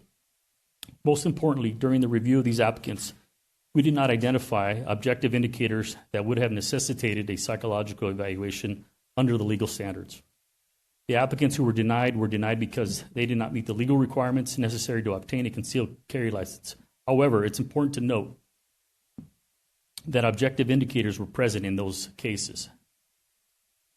I just want to touch on that a little bit, meaning that the legal standards, even though they failed that part, had it continued, there was still objective indicators if they had met those standards to require a psychological exam.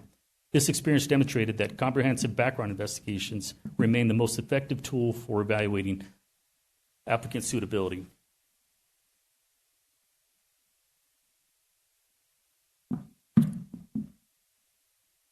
The following slides are the California CCW eligibility requirements.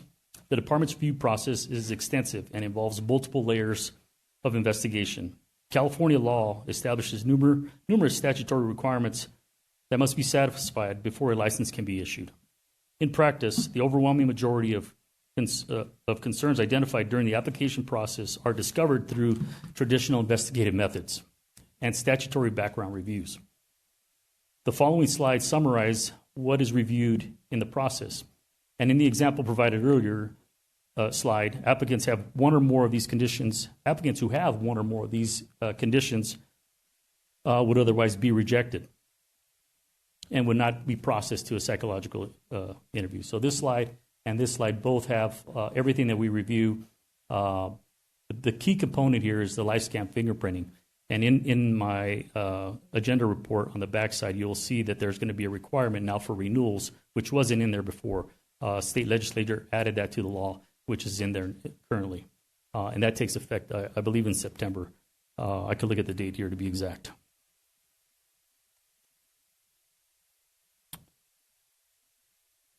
This slide here has contains when a psychological evaluation may be appropriate.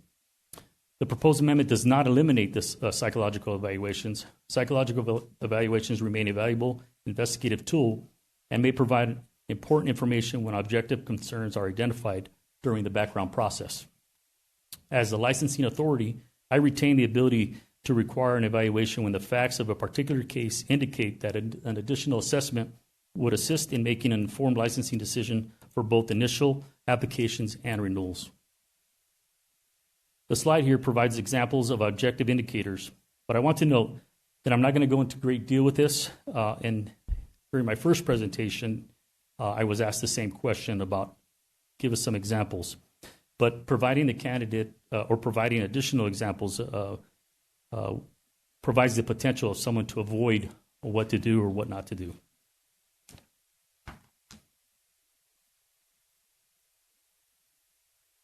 This following slide provides operational and cost consideration. While cost is not the primary reason for this recommendation, it is appropriate to acknowledge operational realities associated with administering this program.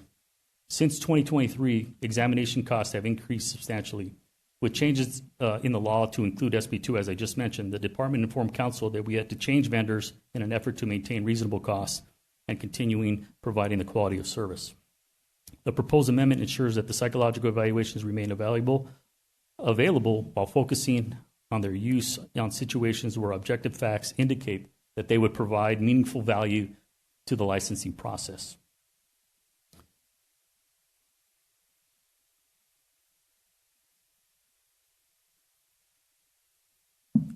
Before I close with staff recommendations, what I'm asking council to reconsider tonight was not taken lightly. I recall a long debate over this topic and the position I took, which was a position of extreme precaution. As I mentioned, the CCW program was a new venture for our department. At that time, it was prudent to gather as much information as possible to ensure we were making informed license decisions. Today, we are no longer operating from assumptions. We are operating from experience. As the licensing authority, I continue to believe psychological evaluations are a valuable tool. My position on that has not changed. What has changed is our understanding on how and when that tool provides the greatest value. The department is not eliminating the psychological evaluation as a public safety tool. We are transitioning from a universal requirement to use with objective facts developed during the background or investigative process. Our experience with 223 applications demonstrates that the background investigation itself remains the most effective method for identifying suitability concerns, while preserving the ability to require additional evaluation when warranted. Most importantly, my name is on every single license that's issued by this department. I take on that responsibility very seriously. My obligation as Chief of Police and Licensing Authority is to do everything within my power to protect this community through a process that is thorough and consistent with the law. So tonight, staff is recommending that the City Council approve the amendment to the department's CCW licensing process, removing the mandatory psychological evaluation requirement for all applicants, authorize myself as the Chief of Police as a licensing authority to require psychological evaluations on a case-by-case basis consistent with California law and objective findings developed during the background investigation process. And lastly, eliminate the city's current $150 subsidy for CCW psychological evaluations. And I'm available for any questions. Thank you, Chief. Appreciate that. I think we're going to open up public comment first, and then we'll come up to the dais for questions.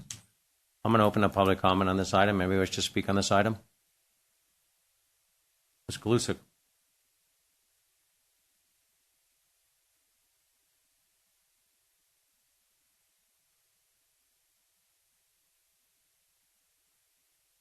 That's Stefan. Yeah, that's fine. Good evening, Kathy Kalusek. I'm not excited about this because I'm for everybody getting psych evals. I think that our police officers and military all get vetted very thoroughly before they can carry weapons around, and I think everybody should, but, you know, whatever. But I have a few questions. What becomes our liability? Let's say we didn't require a psych eval and somebody shoots up a place and we issued them a CCW. What's our liability? Let's say that one answered. Let's see. Who pay if someone comes up that they need to get the psych eval? Then do they have to pay for it all themselves? How do they inform someone that they need to get a psych eval? And then could somebody bring a lawsuit claiming that it was discriminatory for, you know, whatever reason? I think that's all my questions. Thank you. Thank you, Kathy. Appreciate it. Dean.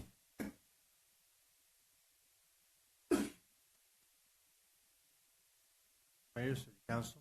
My name is Gene Quinn. I'm a Laverne resident. I just have a quick question about the CCW. Do you have to have I remember years ago, you had to be like a jeweler or, some sort of business where you needed, required to have a CCW. Is that the case now, or can anyone get one? Okay, interesting. And of course, there must be some sort of certificate you probably have to get ahead of time, training. Okay. That was my question. Okay, thank you. Thank you, Mr. Quinn.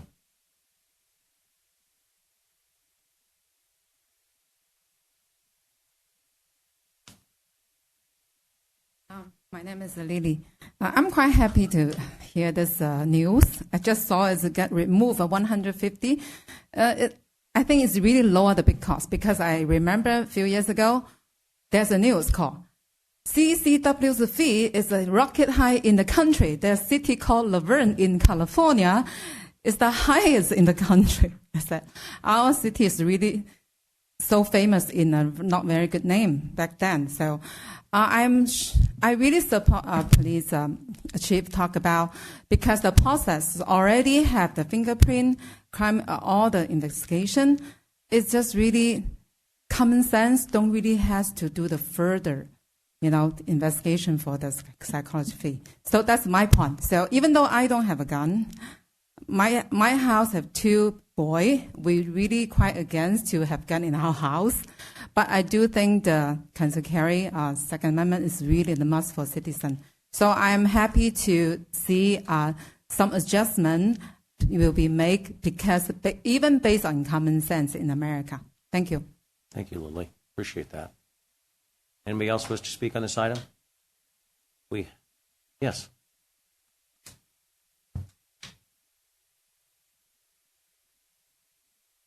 Patty Sweetman, Laverne.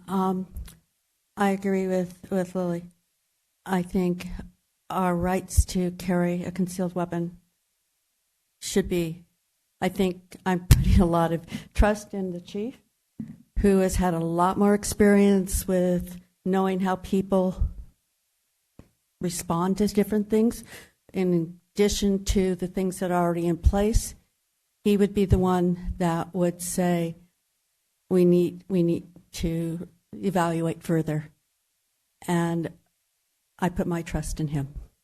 Thank you. Thank you very much. Anybody else? Yes. Yvonne. Ms. Gallegos. Good evening. For as much as people want to have the right to carry a gun, I want the right to feel safe in my city. No disrespect to the chief, because I love the Laverne Police Department, but I do feel that waiving that is not the best option for our citizens, and it makes us a little bit more vulnerable to what is already a world that feels a lot unstable. I do have a question for the chief. As the licensing authority, is it up to just the chief to evaluate whether or not someone is required to have a psych eval, or is it a board, or is it just the chief that decides that? Thank you. Thanks, Yvonne. I appreciate that. Anybody else wish to speak on this item? Go on. Good evening, Council. Rick Bowen. I have a house in Texas. You go to Texas, it's open carry. No permits, no nothing. Go to church, people have guns. And they also have one of the lowest crime rates. So there's a lot of protection. And they all know it. They all know you don't have squatters. You don't have a lot of things that go on because they're protected. And I certainly feel that psychological, when you see what the chief just talked about, history, he's got all the history. He's just showed you it's not a huge percentage, and he will make the decision, or any chief would be able to say, no, this person needs an eval. So I fully support him doing this, and I hope you guys do too. Thank you, Mr. Bowen. Anybody else wish to speak on this? Oh, well, I was looking from the crowd. There's nobody else in the crowd. We're going to go to Stephen Ward.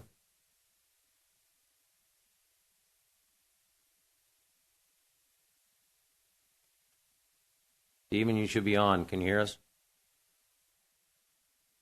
There you go. Thank you. Stephen Ward. I was surprised to see this on the agenda, given all the fierce kind of public debate on this from a few years ago. There was a discussion about making this discretionary, and Mayor Hepburn, you were the one that specifically requested a vote and made a motion to make this a mandatory requirement for all applicants. And I went back and looked at the debate from a few years ago and was struck by some of the comments that you made about, Laverne being different. Other municipalities maybe don't have this as a universal requirement, but you said Laverne is different. We hold ourselves to a higher standard, and public safety is the most important thing. And if this is an extra layer of protection, then we should have it. And the vote passed to make this a universal requirement. Mayor Pro Tem Cash, who I know is not here today, he's serving.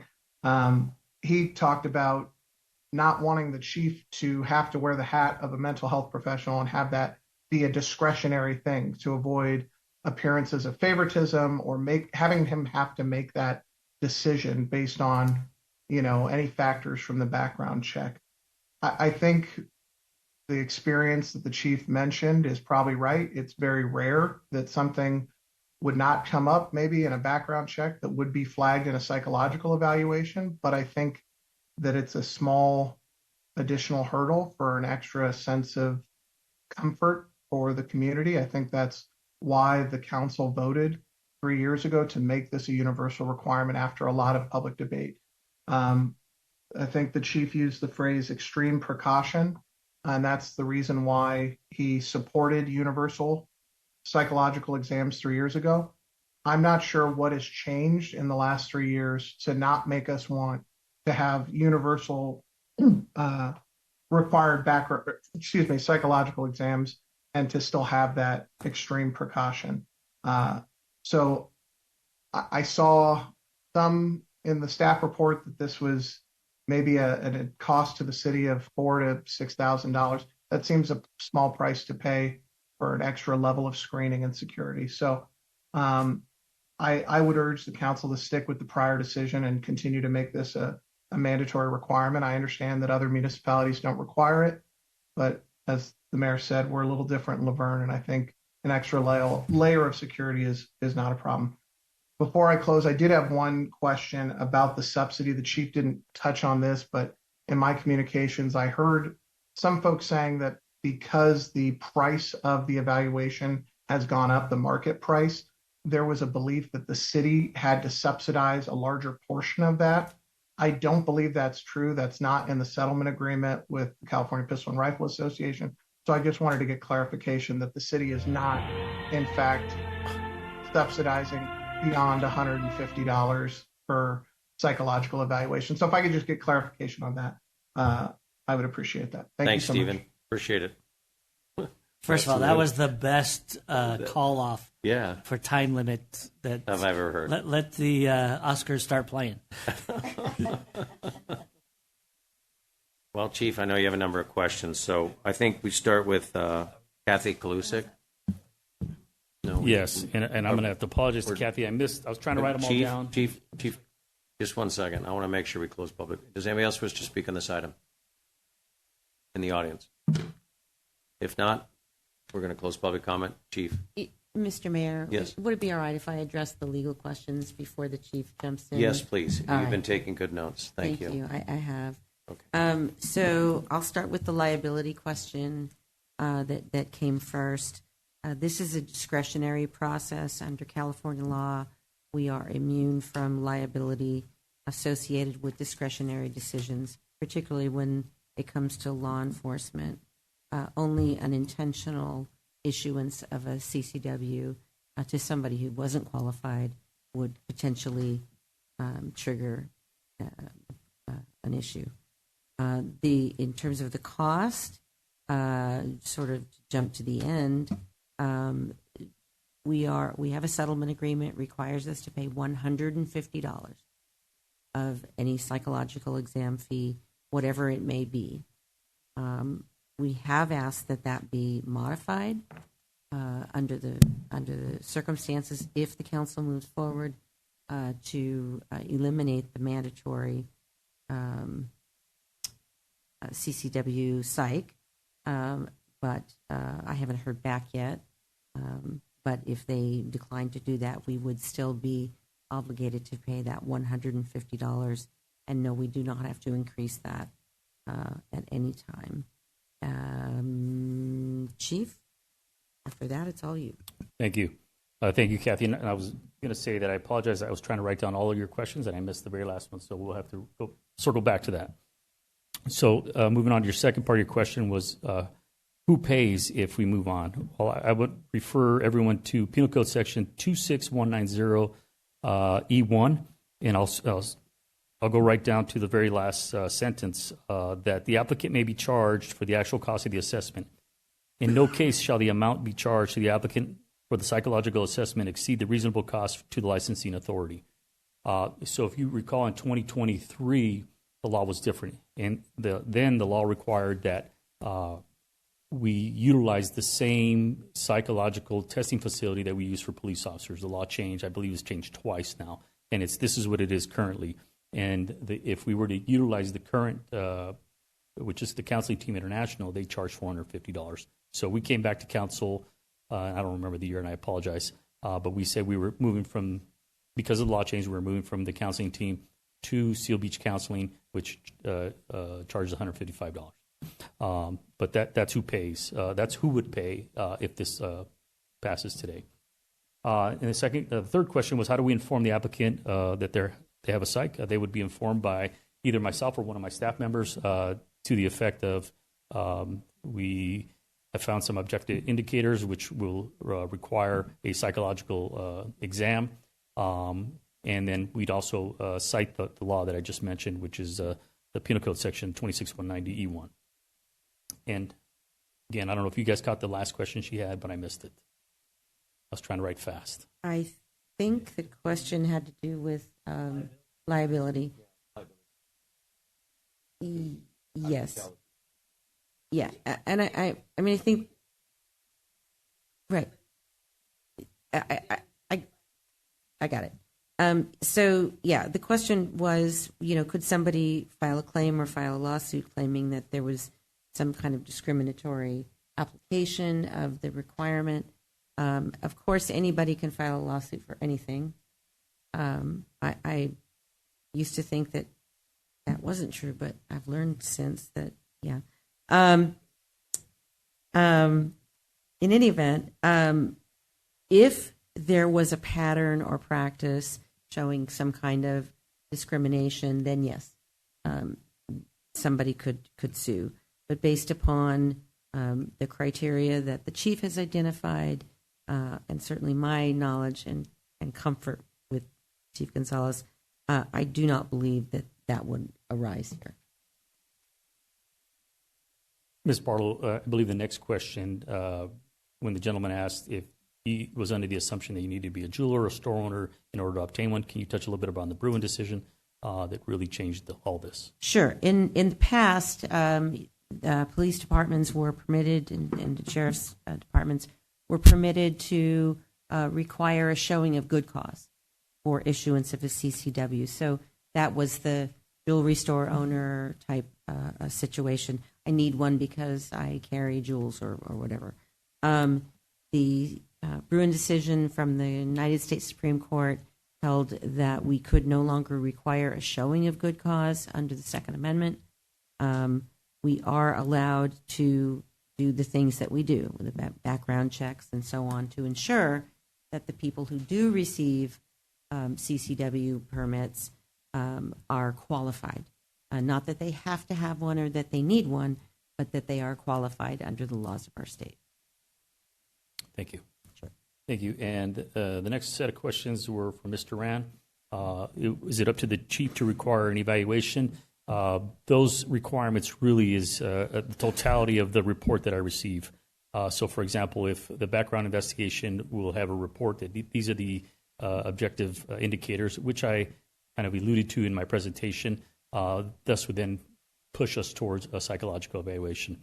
And I would like to stress that psychological evaluations serve a purpose in many different ways. Somebody mentioned that we do it for police officers. Well, we also do it for dispatchers. And one thing that serves that purpose is that our police officers encounter many situations. 1 minute they're at a car crash where families are injured, or another minute they have to notify a family member that one of their family members were killed. Affects their psychology. So we and our dispatchers, obviously they take the calls and they also experience that same. So there's a purpose for that there. It's kind of two different situations there. So those are kind of post requirements for those reasons.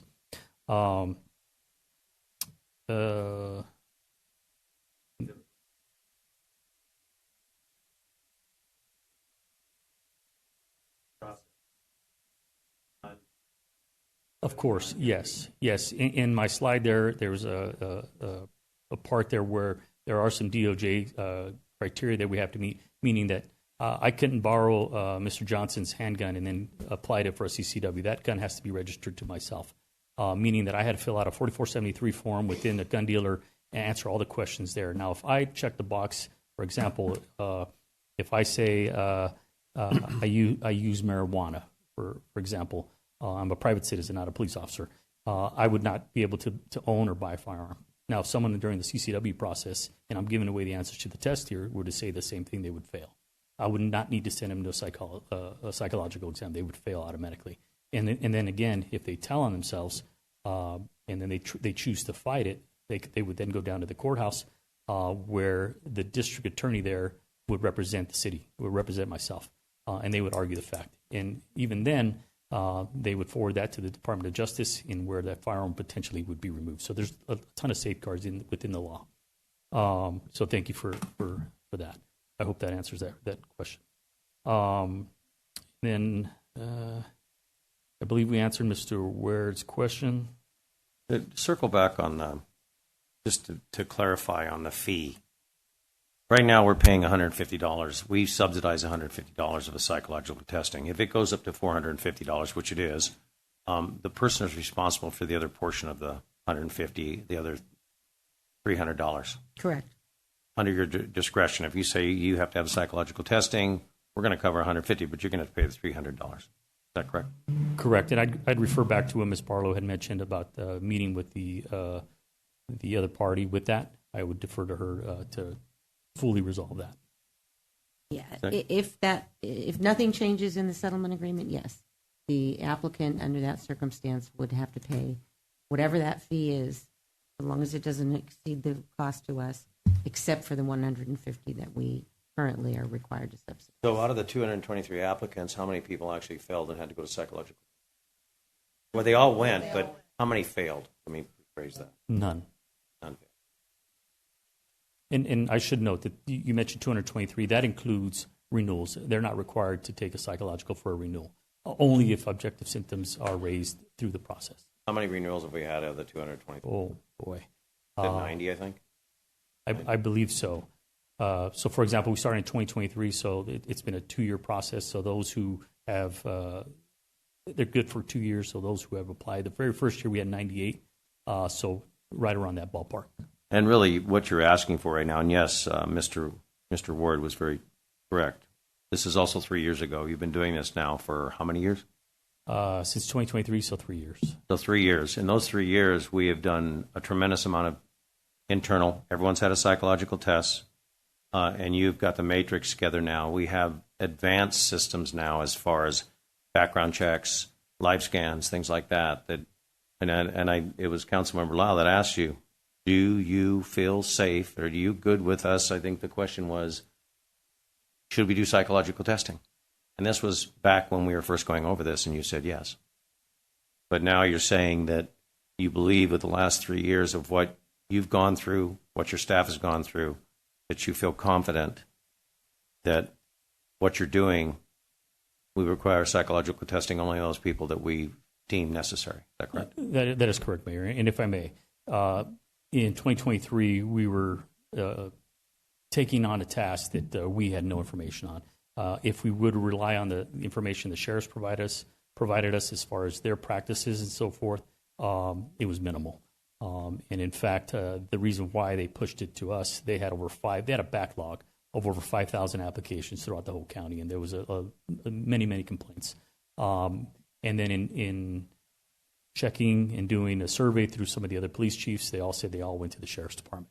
So we really didn't know. We were going blind in on that. So we were really being extremely cautious, and you are right. But if you were to go to where the laws are that apply to CCW, there's a lot of pieces of the law that really protect the CCW licensing process. So if they contain some of the examples that I have on there, they're going to fail. They don't really need to go to a psychological exam. Now, if they have multiple arrests and things of that nature, all that's done through their fingerprints, the DOJ check, and everything that's done regardless. And now, like I mentioned, effective September, and forgive me, I forget what's actually here. I have it here. In September, we will be transitioning to the new process where even renewals will require a new live scan. So if they did something perhaps they've even obtained and they didn't inform us about having a restraining order against them, that would pop up. Even though there should be other safeguards, the court should notify us as well that they were to relinquish their firearms, all that. But there's fail-safes in that now. Our access to records, because of our involvement with LA Impact and LA Clear, does that give us any heads up on more information, or pretty much all of the agencies have pretty much the same information? All the agencies have the same. Our access to the Department of Justice, really, that's where we get all our meat and potatoes. And they could have come from another state in the U.S. They all share the same data. Database is database. Correct. Across the country. That is correct. Well, the FBI and the DOJ data are all intertwined. Counsel. I'm going to start with the math question. 223 total applications were processed. Says 210 were approved, 6 were denied, and 6 were withdrawn. What happened to the last one? If there's one in there missing, it may be one of the ones that may have withdrawn. Okay. And so if they were withdrawn or they relocated, was it at some point in the process where they figured out that they weren't going to be able to procure a concealed carry here? So if they withdraw, if they have, for example, if they no longer live in the city of Laverne and they have to renew, they withdraw, and they'd have to reapply where they live. Okay. And then the 6 licenses that were denied, those were denied based on the information provided and all the other methodologies that you described? That is correct. Okay. And then currently the renewal process, the ones that just got renewed, did that include, like, what did that renewal process look like? And is the only difference ongoing the addition of the live scan? That is correct. So they're really the background is not as extensive as it is on the initial. Now, we do a small portion of the background if there are indicators that perhaps somebody gives us information or we learn that they've had multiple police contacts, maybe a traffic, they've got a ton of traffic tickets where, perhaps they're making poor decisions, then that would warrant potentially having a psychological. And again, I'm giving answers to the test.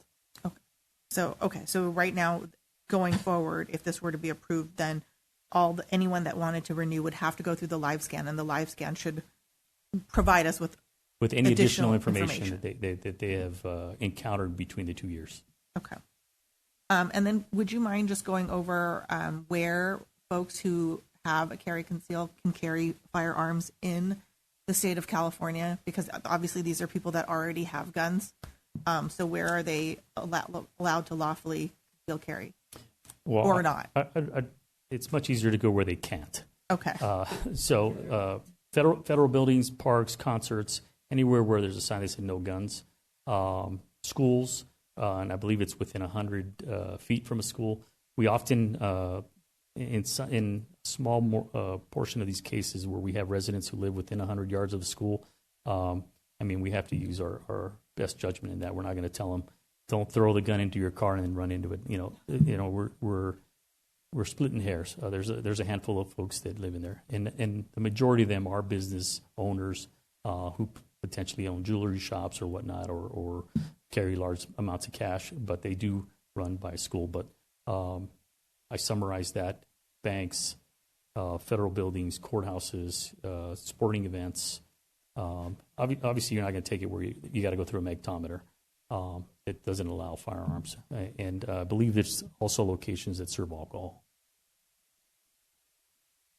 In private property where there is not, and I don't mean not private property, open to the public, private property is one thing. Private property that is not open to the public, that the owner of the property can bar somebody from bringing a concealed weapon. Thank you. If they have a posted sign, yes, thank you. Thank you. And I think Mr. Ward bringing up his comments from before, I believe my comments have always been why treat Laverne different than residents than others, because the sheriffs have not required this, and there's other cities all around us, as though those residents still can carry, if they have it, into Laverne. So if you get it anywhere in California, you are allowed anywhere in California to carry if you have a CCW, correct? That's a great point. So if they, for example, if they got a CCW from the sheriff's department and they come to Laverne, they shop here, or they come to one of our events, they're allowed to do so. You're absolutely correct. Unless prohibited. And then what about if they're from out of state?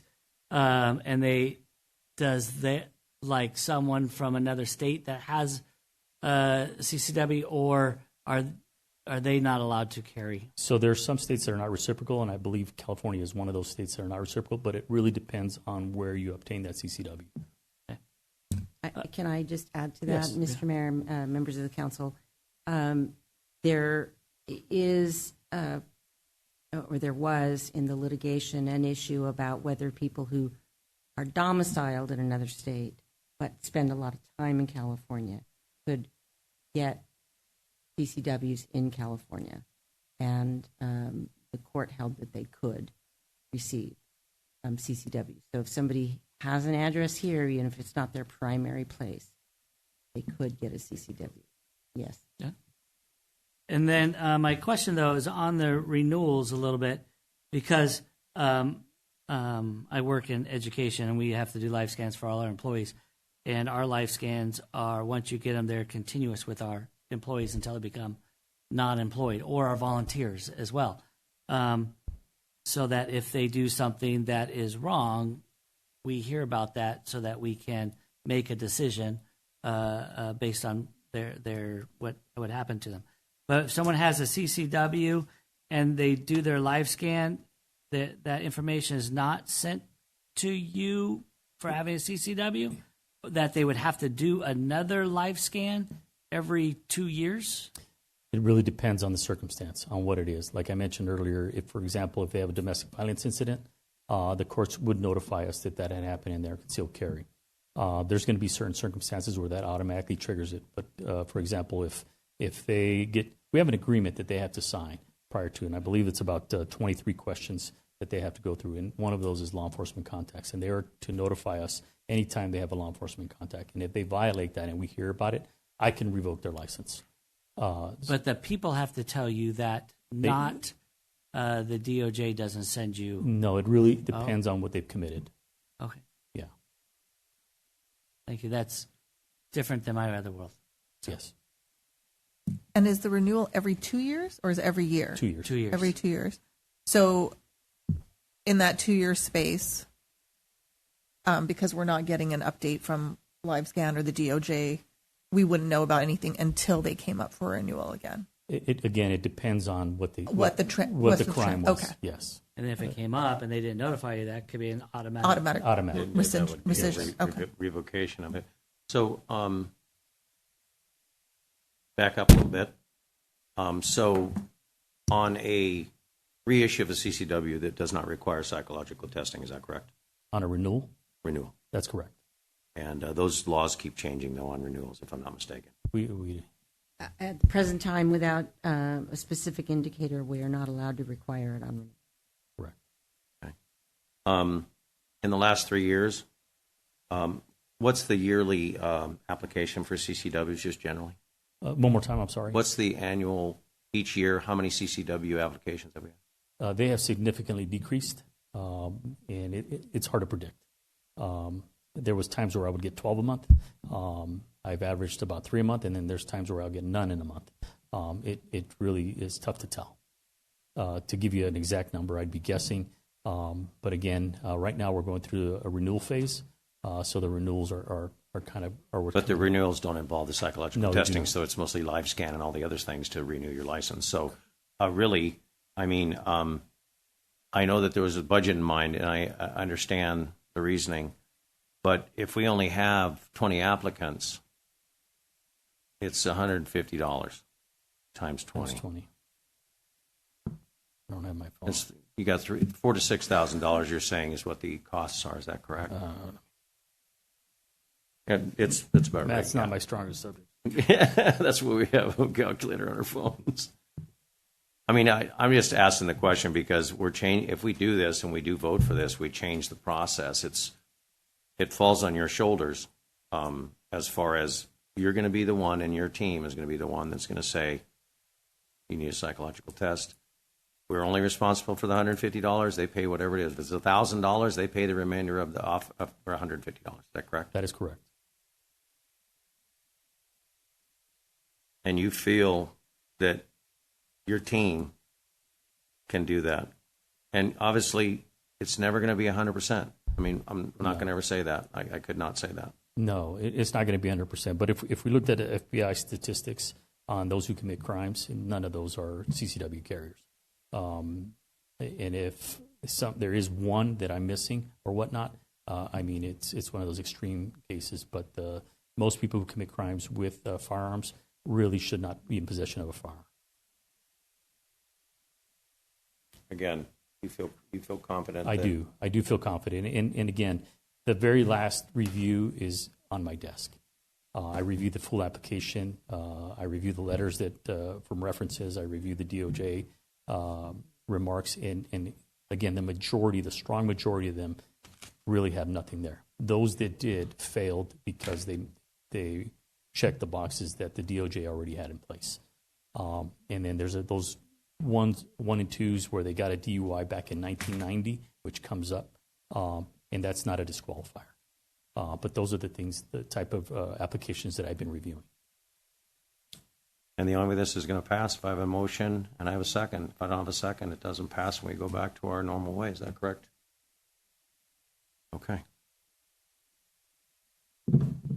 Is there a motion to approve the amendment to the Department CCW licensing process, removing the mandatory physiological evaluation requirement for all applications, authorizes the Chief of Police as the licensing authority to require psychological evaluations on a case-by-case basis consistent with the California law and objective findings developed during the background investigation process, and eliminate the city's current $150 subsidy for CCW psychological evaluations? If approved by the motion and a second. Yes. Do we have a motion? I so move. Do we have a second?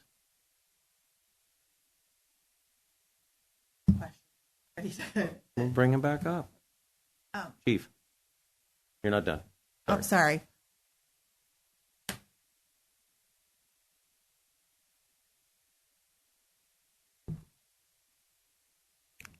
I'm trying to reconcile some things here, so give Yes. me some moment, give me a moment to process here. I guess my question or my concern then would just be, I think based on the 3 years of history, I think we've been lucky, and I think we've been, I think there's been good evidence to show that the people who are never going to be approved should never have a gun in the first place. I guess with the 2-year span in between renewal times, that makes me a little bit more hesitant. I feel good about the live scan in terms of that picking up things, or if anything serious occurs within that 2-year period of time. I guess I want to know what your take or what your opinion is on the interconnectivity of the communications between departments, such that we would get the information in sufficient time with sufficient notice to be able to thwart that. And I know that's never going to be 100%, but I do have, obviously concerns about what that looks like, especially if we're talking about potentially minimal amount of money, if we're not looking at a bunch of people coming. But I get it. I can hear both sides, but I'd like to know what your opinion is on that. Again, it's tough for me to say this crime is going to trigger it. I will tell you all your domestic violence, any mental, and I'm going to kind of gloss over that because there's some privacy issues on that. Any mental health related, we will get notified by the Department of Justice. Everyone's responsible for example, if someone gets 5150, that goes to the Department of Justice, and we would get notification through the DA's office that that person is to relinquish their firearms, and then they have so long to do that, and if not, we were to retrieve them. That has happened to us once in my tenure here with the City of Laverne, where the district attorney provided us documentation that the person owned firearms, and they were to relinquish them. So we've provided them a letter, and we weren't trying to battle it out with them at home. So we made sure we waited till they left the house, and then we said, we're here to pick up your guns. Okay.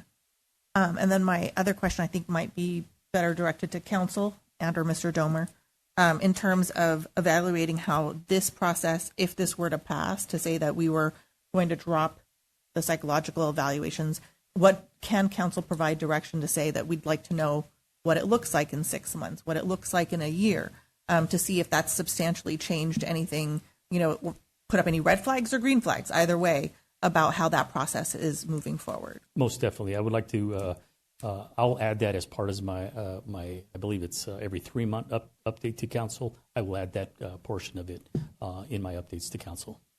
Okay. This isn't probably relevant. I'm going to ask another question. I was just going to say the council can request a report and direct us to re-agendize this for further discussion at a future time if necessary. Okay. Just a quick question. Of the surrounding area of cities, how many of the cities require a psychological examination, and how many cities actually do CCW? It does just generally. So I'm going to go off of memory here. Out of the 45 cities, less than 10% require a psychological exam. And then the second part of your question was, you have the second part? I don't know. I forgot already. Oh my God. How many on the those so are out those of the 45? Ones? Yes, out of the 45, there's 3 cities that, if I'm not mistaken, there's less than 5 that still go through the sheriff's department, and that's through an agreement that the sheriff's department will continue. But the sheriff department does not require psychological testing. That's on correct. Applications. But out of the 45 cities, there's 10% that actually ask for psychological testing. Less than 10%, yes. So 4 or 5 of the cities out of the 45 are roughly, psychological testing. Do they pay it? Do you know that? Do they pay a portion of that? I wouldn't. I don't have that information in front of me whether or not they pay for it or not. But I'm sure that if the law allows it, they'll try to if they situation like we had. If many of the agencies that do require that don't have a unilateral exam that say, hey, you have to have it. Here's what the law says. They require them to pay it. But not to say that we're not like any other city, as Mr. Ward had said. That's we are correct. not. We're Laverne, and we want to make sure our residents are safe. We also have to trust our police chief and what he does and his crew does and all his team to make sure that we are safe. And who you're checking and doing these backgrounds, that these are done extremely thorough. And so far, it's been very good. But there always could be a hiccup. I mean, nothing's guaranteed in life. No. Nothing. Councilman. I just want to state, though, this isn't, and it was stated a little bit, it's not about the money. It's not about trying to save money for the city by not doing this. This is from the very beginning 3 years ago when we were talking about what has been done and done around, and the argument before was that the psychological test, the other pieces in the review talk a lot more than a psychological test does. The piece of the eligibility for the DOJ, the life scan, the criminal history, the background investigation, the personal references that they have. And one of the indicators is if someone significant information suggesting impaired judgment or credible information from reliable sources raising safety concerns. So someone that they know that has major concerns, that's part of their references and check like that. These pieces that you actually do and the police department does is the most reliable part to issue a CCW, not a psychological test. That is correct. And we follow these explicitly. Explicitly. And every single bullet item. Through the background process, I'll tell you that from the 6 that we had that I had to fail, we provide them letters and tell them why they failed. I've had 3 take it to the Pomona court to argue it, and none of them, a judge has not forced me to issue it because they fall along those categories. Motion. I move to approve. Do I have a second? I'll second. Vote, please.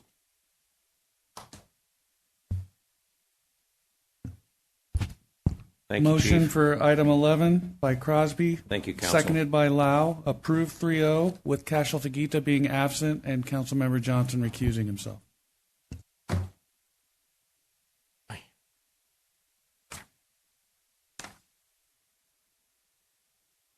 The next item is a direction regarding Measure GG to support paramedic and ambulance transport services. City Manager Domer, please call up the person that's going to be doing it, which would be Fire Chief Coatney. Yeah, we'll wait just a second, Mr. Coatney, if you don't mind. He's probably asleep. Lucky Lori. We should tag team and go, no, I'm staying out. Oh, yeah. Oh, excuse me. I have to recuse myself for an hour. Just a minute. Oh, yeah. Chief Coatney, you have the floor. We're all here. All right. Good evening, Mayor and members of the City Council. On June 1st, staff presented information regarding the long-term sustainable of Measure GG and the ongoing general fund subsidy required to support paramedic and ambulance transport services.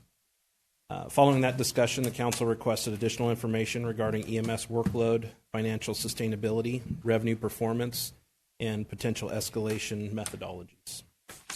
Tonight, I will briefly revisit the key issues and focus primarily on the new information requested by council. So, just to reiterate, for those who are new to this, or just some brief history. So, Measure GG was initially approved in 1981, so it's been around for 45 years. While Measure GG and EMS billing continue to generate significant revenue, the cost of providing our EMS service in totality has increased substantially over the last 45 years. So the purpose of tonight's discussion is to provide additional information that may assist council in determining whether to move forward with potential ballot measure for the November 26 election. Just to revisit, just the numbers real quick. The Measure GG generates approximately $1.06 million annually, and EMS billing generates anywhere between $1.7 to $2 million currently. Together, those provide approximately $2.76 to $3 million in revenue annually. However, the cost of providing the paramedic and EMS transport services is approximately $3.8 million, which results in a shortfall. Put another way, the current revenues fund approximately 73% while approximately 27% must be supported through the general fund. The structural gap is the primary reason staff has brought this issue to council for consideration. One of the main reasons that the gap exists is that the escalator portion of Measure GG is tied to Los Angeles County CPI, which has only increased from that time frame of 300%. If it was tied just simply to medical care costs CPI, that number's gone up, should have gone up by 700%. So that's where you see that shortfall there. We were tied to just straight up LA County CPI. With the increased costs of personnel and equipment, it's just failed to keep pace with what our costs are now. This slide contains two important pieces of information that were specifically requested by council at last meeting. First, the emergency medical incidents now account for approximately 74%. I know we had talked about those numbers, but I went and pulled 2 years worth of data, and they hover right around that 74 to 78%. So I looked at 2025 and 2024. That other 26% is that's fires, hazardous material, good intent calls, false calls, things like that. There's a whole myriad of different calls there. But by far, EMS-related calls are the biggest percentage of that. Second off, staff wanted to demonstrate the funding gap is not the result of poor billing performance. So I had our billing contractor look back at the last year to 2 years, and we're currently maintaining a collection rate of just over 81%. That's a huge number. That number exceeds typical industry averages for ambulance transport, and reflects a very effective billing system. That's just a real quick one. That is stellar compared to most agencies. I'm sure that the recuperation on like LA County or any of the other agencies, they can't hold a candle to that, can they? No. Okay. That number is, and that is, this company is very good at what they do, but our documentation is good. Everything that we're doing was to capture as much as we can. We're tiny but mighty. We cover a very 8-mile footprint, and we do a very good job at it. Okay. So I wanted to look and see if there was something we're missing in billing, and we're always looking for other areas in there. There was something that we approved in this fee schedule that is probably going to make that, it's going to bring that revenue up even a little bit more, but this next year we'll tell. So. Just real quick, I know we've talked about this before, but just the results of the city's investment in the fire department since 2022. With the CARES data, we've had significant improvements in our overall performance when it comes to that CARES data, which is basically looks at our success rates for cardiac arrests, which before 2022 we were far below the regional, state, and national numbers, and now we exceed all of those. So we've done that for the past 3 years since doing our redeployment. Chief, explain that really right again, what that actually means. So in the CARES report that comes out on a yearly basis, it started in 2022. And what it stands for, it's Cardiac Arrest Registry to Enhance Survival. So basically they're looking at all the data basically from full arrest, and that includes bystander CPR that was initiated, AEDs that were initiated, and then our overall success rate in getting back what was called ROSC, or return of spontaneous circulation. That's getting pulses back, which our rates went in 2022, that ROSC percentage was at 14.8%. We are now at 33.3%, which is more than doubled our cardiac, where we got pulses back. Again, above standards, way above. Well above. All regional, state, and national. The biggest piece of that is the survival to hospital discharge. That means people going home with good neurological function. We went from 3.7% to 11.1%. Almost tripled our numbers. So that... Again, better than any average of any other agency. We are above the bar across regional, state, and national numbers. Right. So that investment in the department is the direct work of our firefighters and paramedics that are out there delivering this service, doing it. So,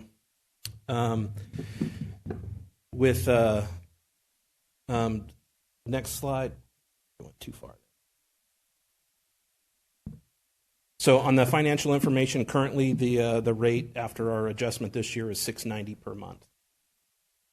And that's what generates the $1.06 million annually. This chart shows a couple of examples of what those numbers, if it went from 690 to 1250, what it would generate annually, and shows. I highlighted the $14 a month range there because that would get us very near to what the number is that would cover all of our costs. So that's just an example. Obviously, that number we can set that, but that's the initial base rate that we would look at trying to reestablish our base rate and then set our annual increase from there.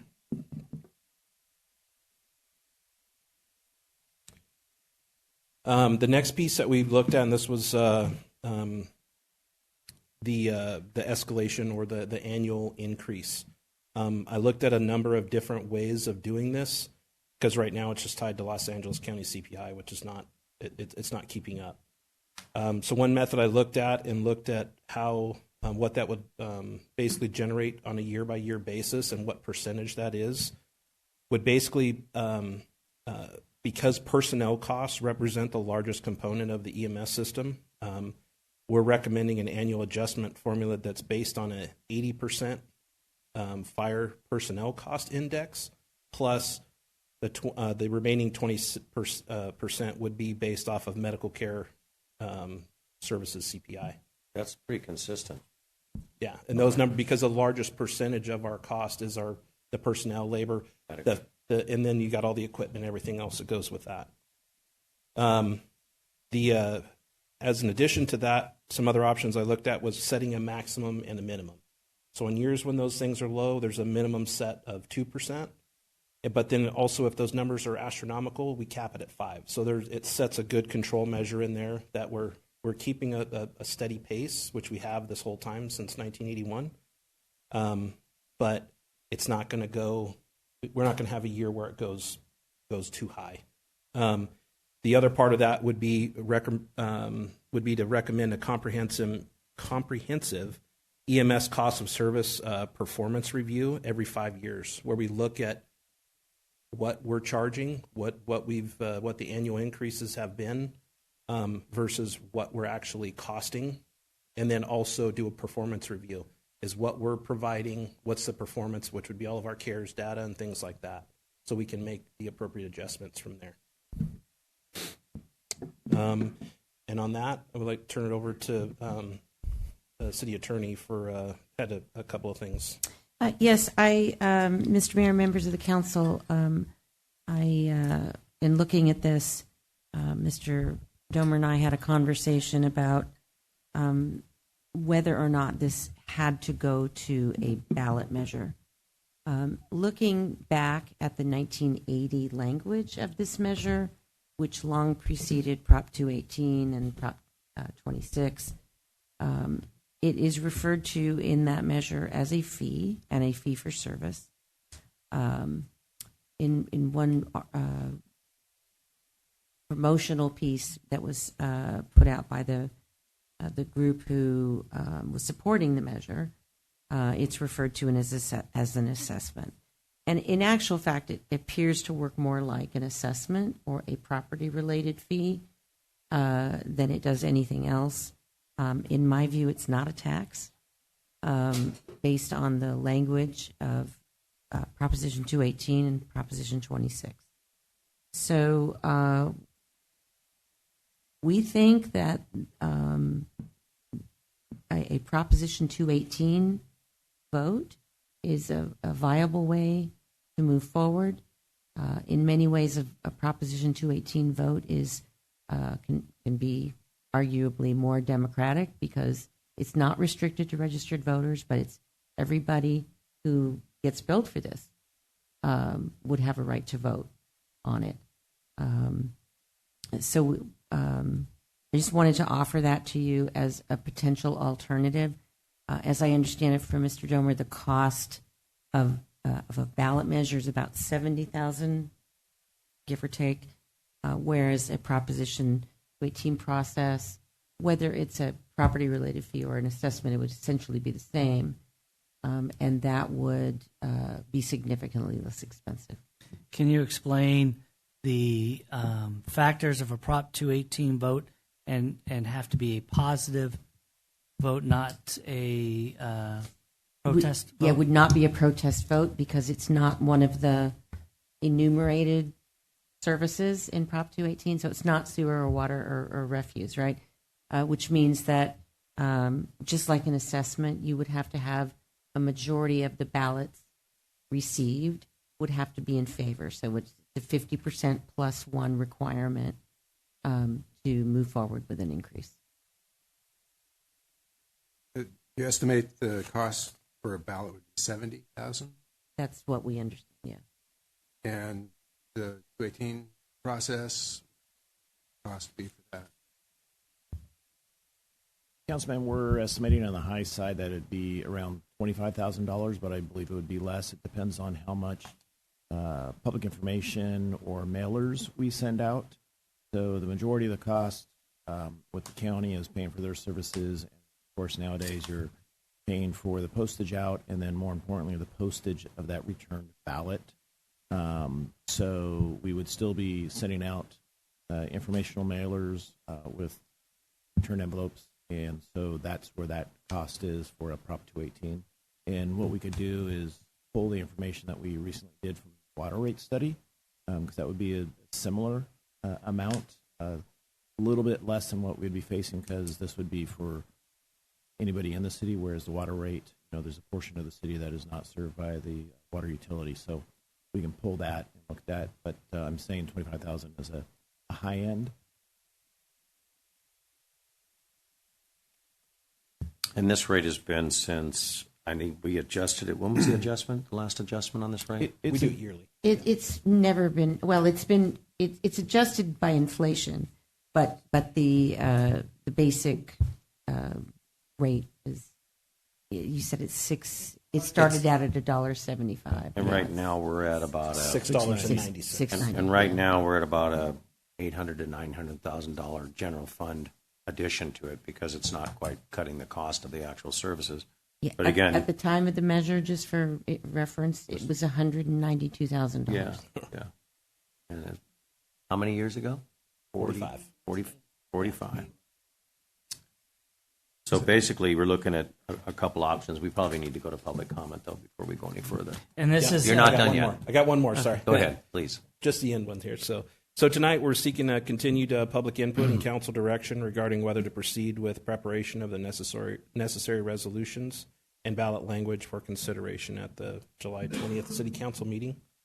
And I'm available for any questions. And at the last City Council meeting, we asked to bring this back as a direction information item and keep bringing it back so that we get public input as much as possible on this to help us make this decision. Although if we do go to a ballot measure, which obviously our attorney has said that the Prop 218 would probably be a better option because it's an easier option than going to a ballot measure. It's less expensive. We have some deadlines that we have to, August 7th, I think, is our last when we have to apply for a ballot measure. If you moved forward with the ballot measure, I believe it's August 7th. Yes. August 7th. Yeah, so the August 3rd meeting would be when we'd have to. And we have one meeting in July and one last meeting in August, and that's the decision. So, okay. Thanks, Chief. We'll probably bring it back up. Right. We're going to open up public comment right now. Kathy Kalusik.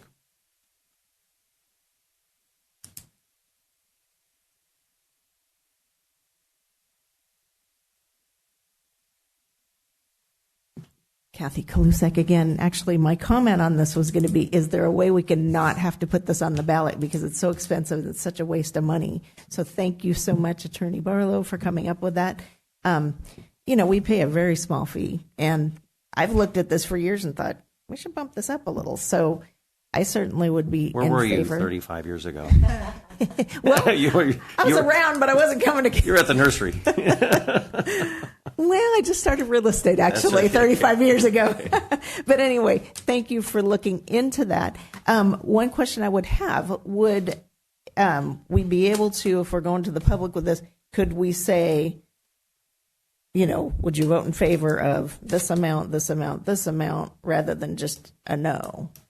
So could it be you want to keep it the same, or could maybe people would look at that amount and say, oh, well, $10 isn't that bad. Yeah, I don't know. Is that a possibility? So, but anyway, that's all on that. Thank you. Mr. Bowen.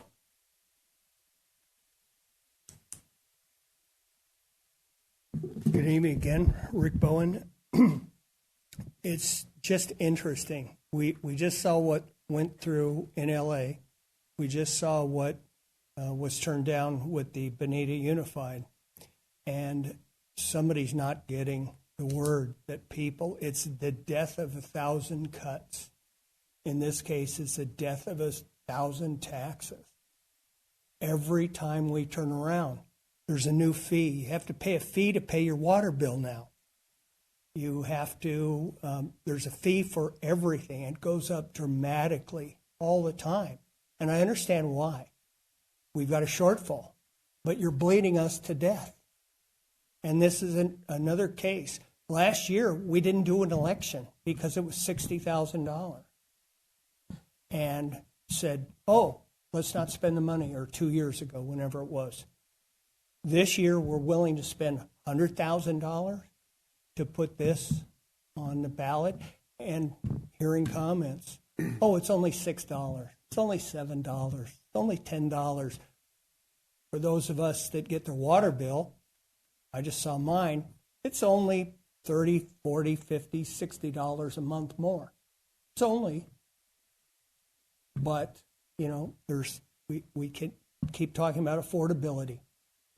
And every time somebody gets a new fee, it comes out of their pocket. The one thing I never hear anybody that supports these things, when they get voted down, I never hear them voluntarily donate the money, which the Unified School District, great thing, said, well, it's only $400 or $500. It was 4,000 people pay for it. You think those 4,000 people are voluntarily paying $500,000 or $600 to the Bonita Unified? Hell no. It's okay if it's somebody else's money. And I know it's not a lot, and I know there's a lot of services, but when we did this, it was set in place. Costs have gone crazy. And the people, unfortunately, it's going to be interesting. If you put it on ballot, spend $100,000 and get it voted down, then you're at ground zero. Thank you. Thank you, Mr. Bowen. Any other comments? Ms. Berry.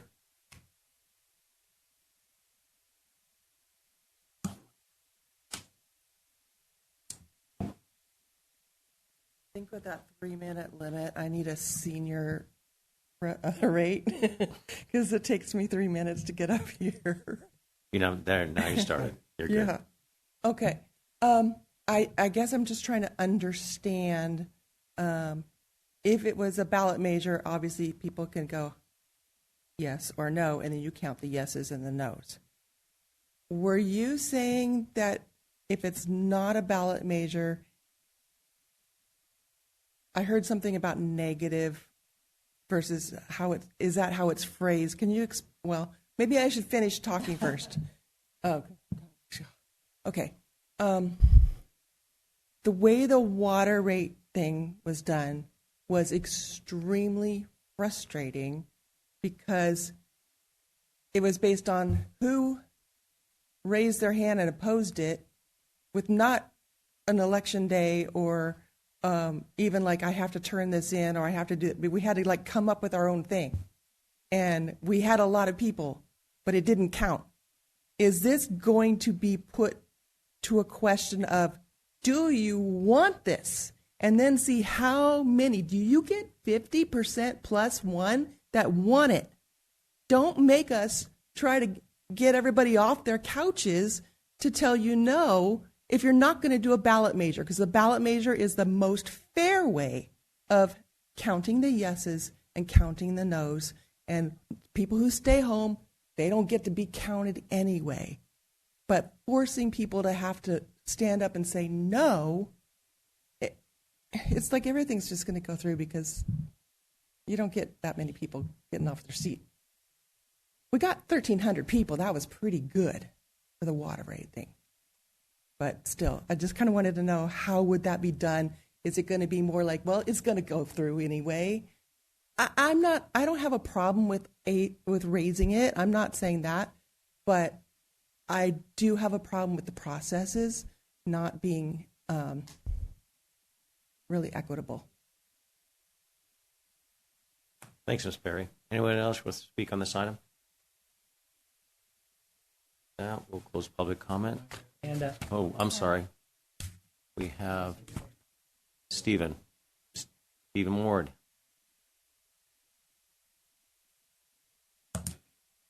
You're on, sir.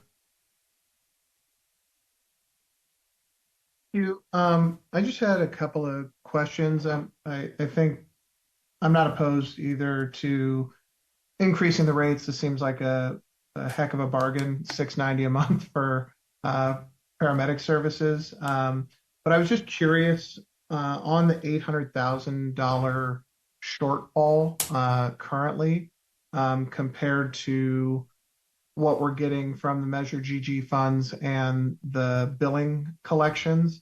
There was discussion that some of that had to do with personnel costs. And so I was just curious how that worked, if we're like segregating out how we're paying people, if they're providing paramedic services or EMS services versus fire services. I'm curious how much of it is, if of the shortfall is due to operational costs, right? That the CPI doesn't match the cost of medical services, meaning the equipment, the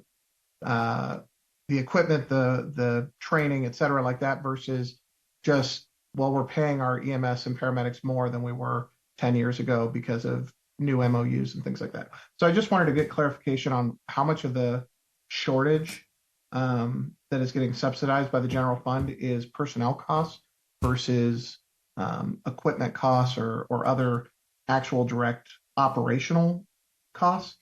Two, I think I understood about the Prop 218 as opposed to a ballot measure. If that's something we can do, I think I understood the city attorney correctly, that this particular vote would be a positive vote. You'd need 50% plus one, as opposed to a negative protest vote. But I wanted to make sure that's 50% plus one of whoever voted, right? Not of some kind of baseline number. I think that's what I understood. Sounds like that would be cheaper than a regular ballot measure, but if the goal is to try to get this passed, I'm curious if we have any idea on what the turnout would be for a Prop 218 vote versus putting it on a regular general election cycle, right? If we'd get more people voting in a regular election versus a Prop 218, it might be worth the extra funds. If the goal is to try to get it passed, to have a higher turnout, especially if it's not a negative, protest type vote. I think those were my questions. Thank you so much. Thank you, Steve. Anybody else wish to speak on this item? Going to close public comment. Oh, come on. I just have Bill McKenna. I live in Laverne. Real quick question is this like a paramedic assessment fee, or is it just the fee that's on our? I'm sorry, I got you. Because I know other cities have this paramedic. You opt into it. You pay $90 if you're in Arcadia or whatever. Sometimes it's on the property tax bill, and if you don't opt in, then basically it goes under your insurance, and everything has to be calculated that way. So I'd like us to look at all the options that are available with other cities around us, that what they're doing, because I know it's a great program. I know it needs to go up a little bit, but I don't know if every taxpayer here, as the gentleman over here said, it seems like we're getting hit with fees and fees and fees. Maybe give us the option to say yes or no to the fee, and then on an annual basis and pay it.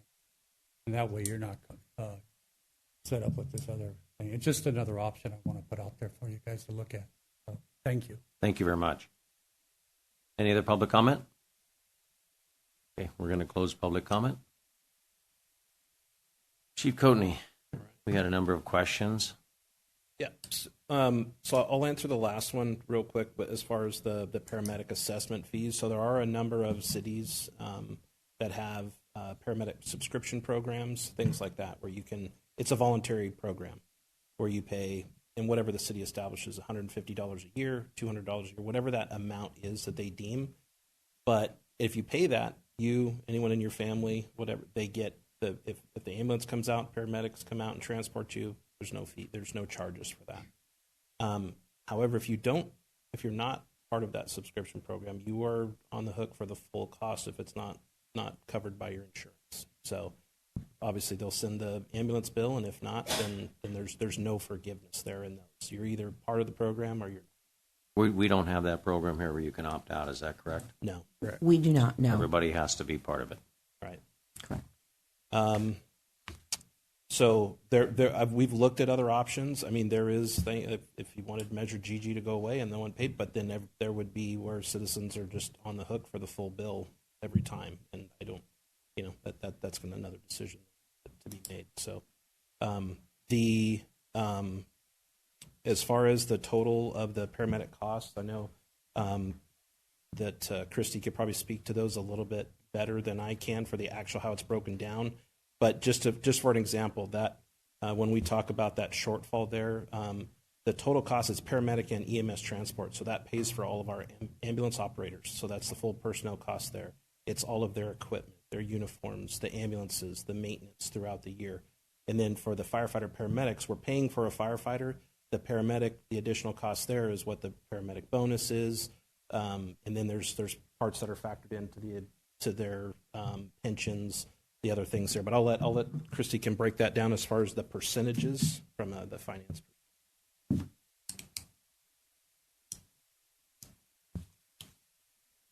Yes. So as mentioned in the report, the calculation of that cost for paramedic services really is not a comprehensive review. What we have done is looked at the historical way that we, prior to 2022, paid for the paramedic portion of that license was with a 15%. That has changed, but that was how we were using the calculation. However, with paramedic calls being probably 90%, would be my guess. 70%? Okay.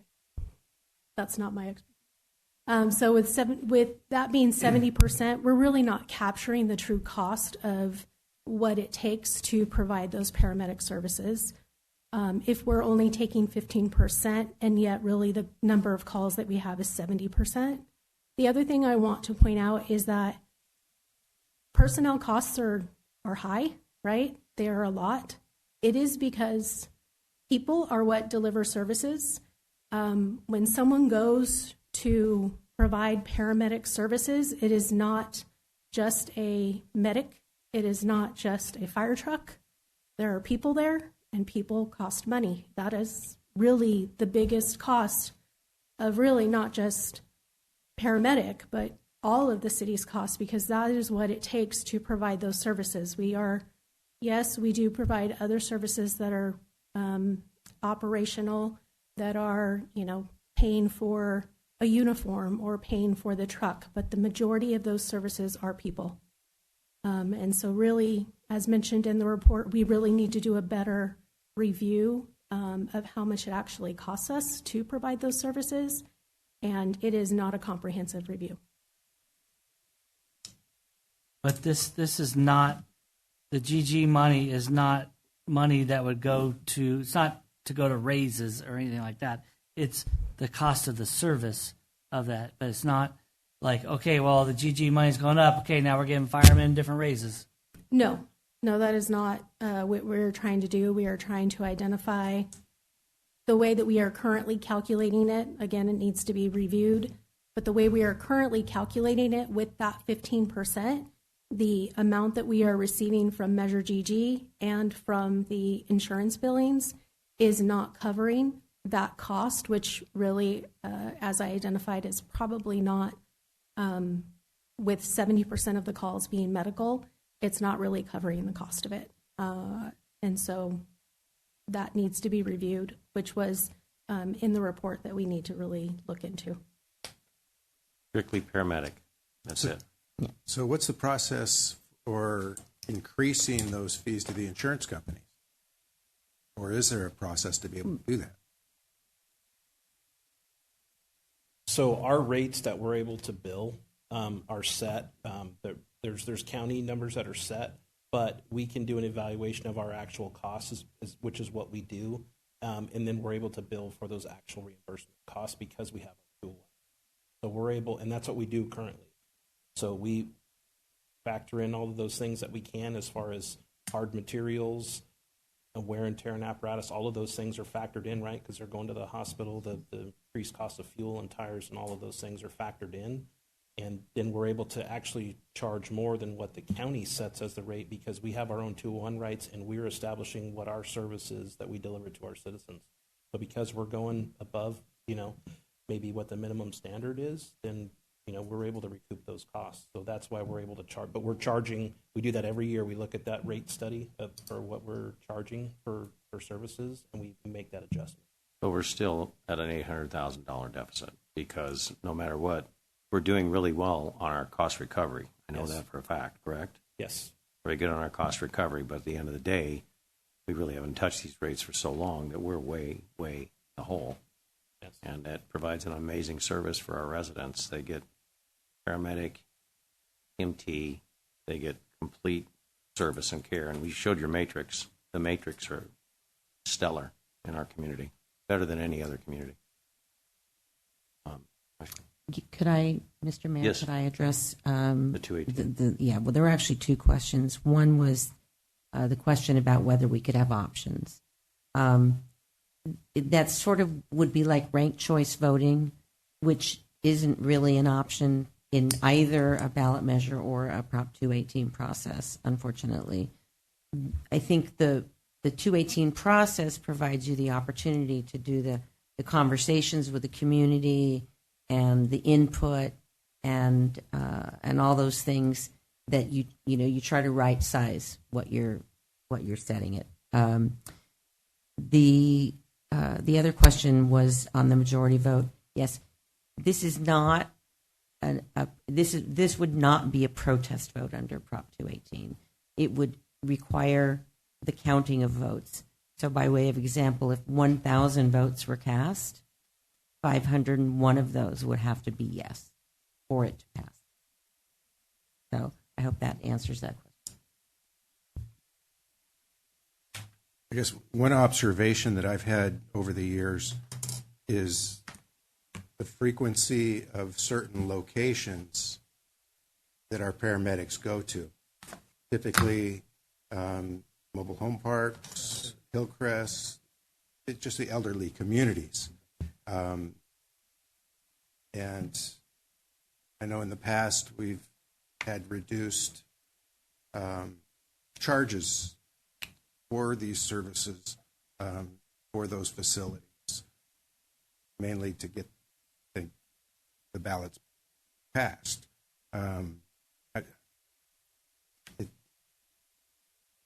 I'm just curious as to, is there any way to link those those facilities to this fee service, or is it? It's call for call. So if one particular address is where we run a lot of calls to, it's still, we don't charge them any different. It's the same. Is a residential paid charge of $6.90 per individual per month. No one gets a discount. It's a unit. It's for unit. Oh, you're talking about. Hold up. Yeah, the charge is per unit. It is per unit. However, for a facility like Hillcrest, they do pay more than they pay per bed. We do have a so they pay more. Cost. They pay more. The university pays more. It's not just one fee for the university. We do have multiple units that are on that those bills. So to clarify then, so those are per bed counts. I'm not sure if exactly per bed. It might be per room. Right. But whereas it like is if more than one. Whereas if you're in a home and there's 4 people that live in that home, there's one bill. Right now it's $6.90. If it's one person in the home, it's $6.90. Correct. Thank you. Yes. That was.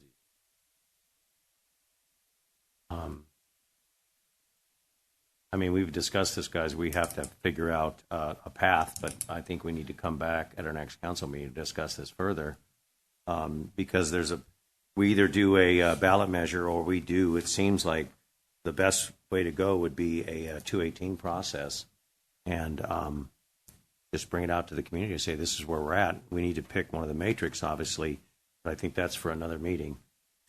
Mr. Mayor, can I make a suggestion? Yes, please. If you aren't prepared to give us direction tonight, we're going to bring this back in July.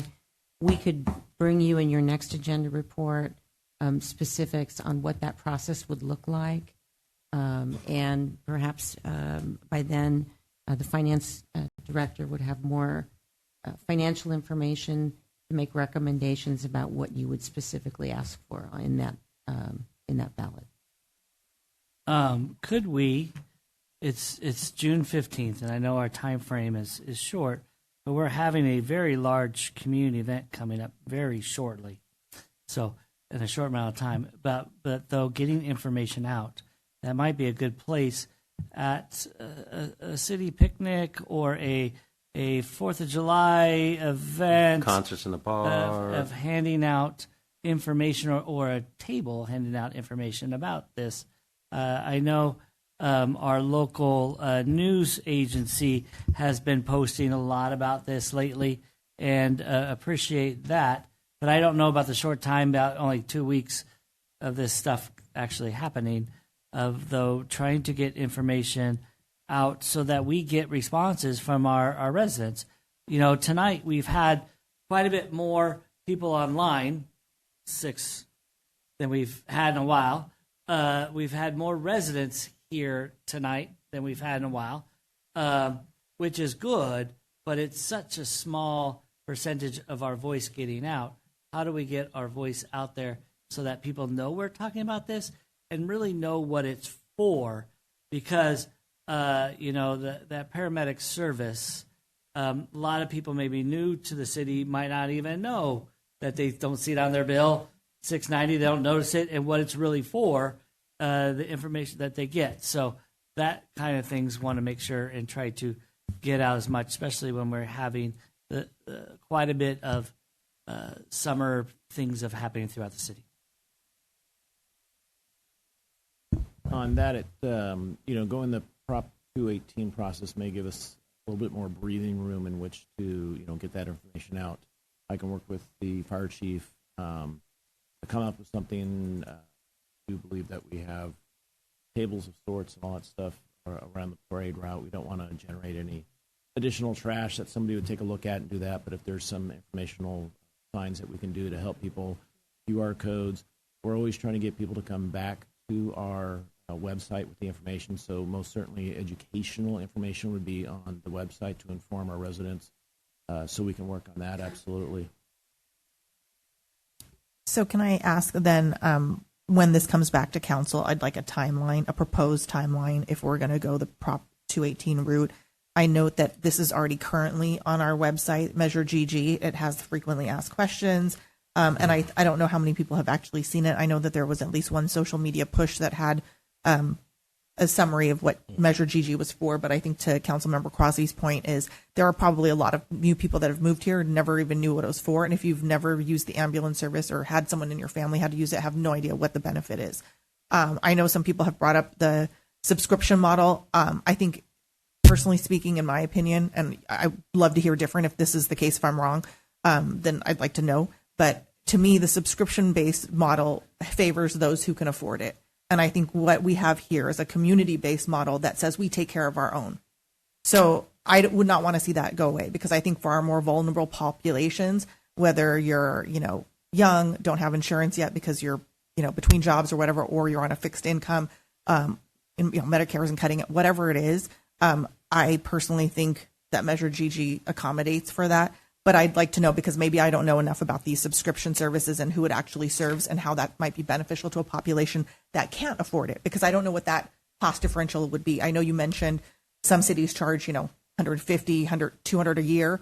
You know, we're looking at the numbers here. We're looking at right now it's $82.90 or whatever it is a year on the current 690 model, and that covers us totally. I don't know if that subscription model covers you totally if you have to take an ambulance ride somewhere. I don't know, and I don't know how waves. And I believe, like in Fullerton, a previous agency I worked, is it wiped out all the fire department related charges. And then for anyone who didn't, then they are assessed the bill whether or not they have. So if they have insurance, you can hope that they're going to be, you know. And if not, they get billed for the remainder, and it goes through collections. And if they don't pay it, then it comes out of the general fund of that city. Is that correct? To accommodate for those costs? Yes. For those other cities? Right. So say someone. Well, yeah, if it doesn't get paid. Correct. Yes. Yeah. So, okay. So I would like some more clarity around that. And I do think as part of the educational process, that has to be sussed out, because I think when you just say subscription service, people go, yeah, if you want it, then you can pay for it. Right. But I don't know that the consequences are there for everybody. So even if you don't care about your neighbor and whether or not they can afford a subscription service, you might care that it's going to come out of your general fund. So I'd like that particularly articulated. So if I'm wrong on any of these points, call me out on it. But I'd like that information and all its accuracy to be presented to folks. And no one ever complains about ambulance and paramedic services. No one ever complains about it. Sometimes we get a bill that goes to the wrong place. That's about it, and that's taken care of immediately. This is a small price to pay for the service that we give with such amazing care. And I do think that, but it needs to be explained. Quick, short, sweet. What's the 218 process? It's 50 plus 1, and it's the popular vote. If you vote yes, it's a yes. If you vote no, it's a no, and then tallied out at the end. But also the matrix as far as what we're looking at, and also the escalator is very important, just to say, hey, this is what we're looking at, this is where we're at, get it out to the people. And I do think we need to capitalize on the things we have coming right now. If we can get some information out there to say, hey, we're looking at this, short, sweet, to the point, but be specific on what we're doing. And then we can bring it back as... But if this is put on a ballot or 218, if a vote no happens, it still continues the way it is right now. That's correct.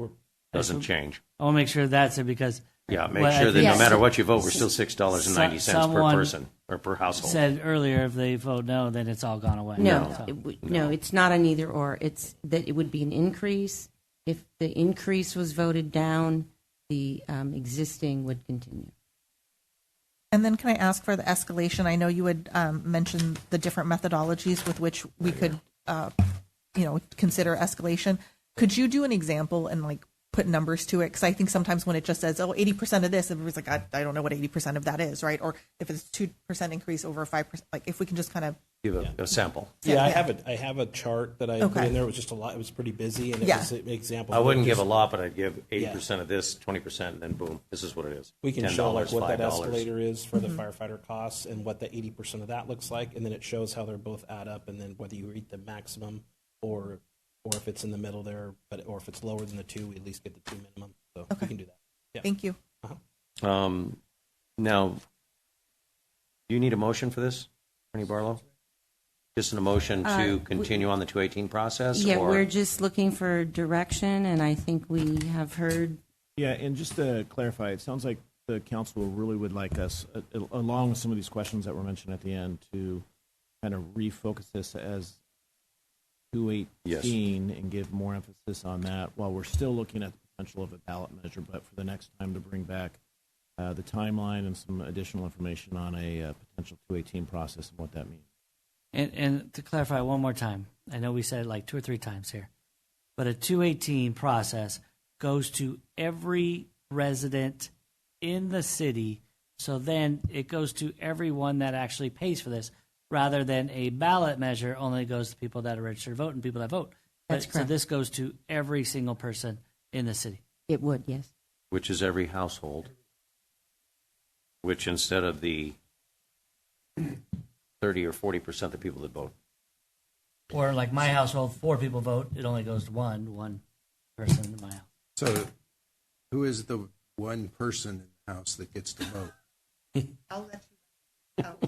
Yeah. I'll explain that in the upcoming report. Okay. So right now, do we need a motion for direction, or do you just have direction already? We don't need. Chief? Thank you. Thank you. Right.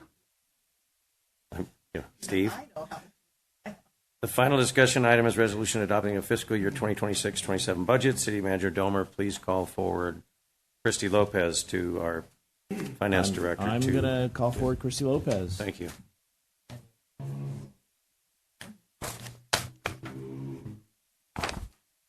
Good evening.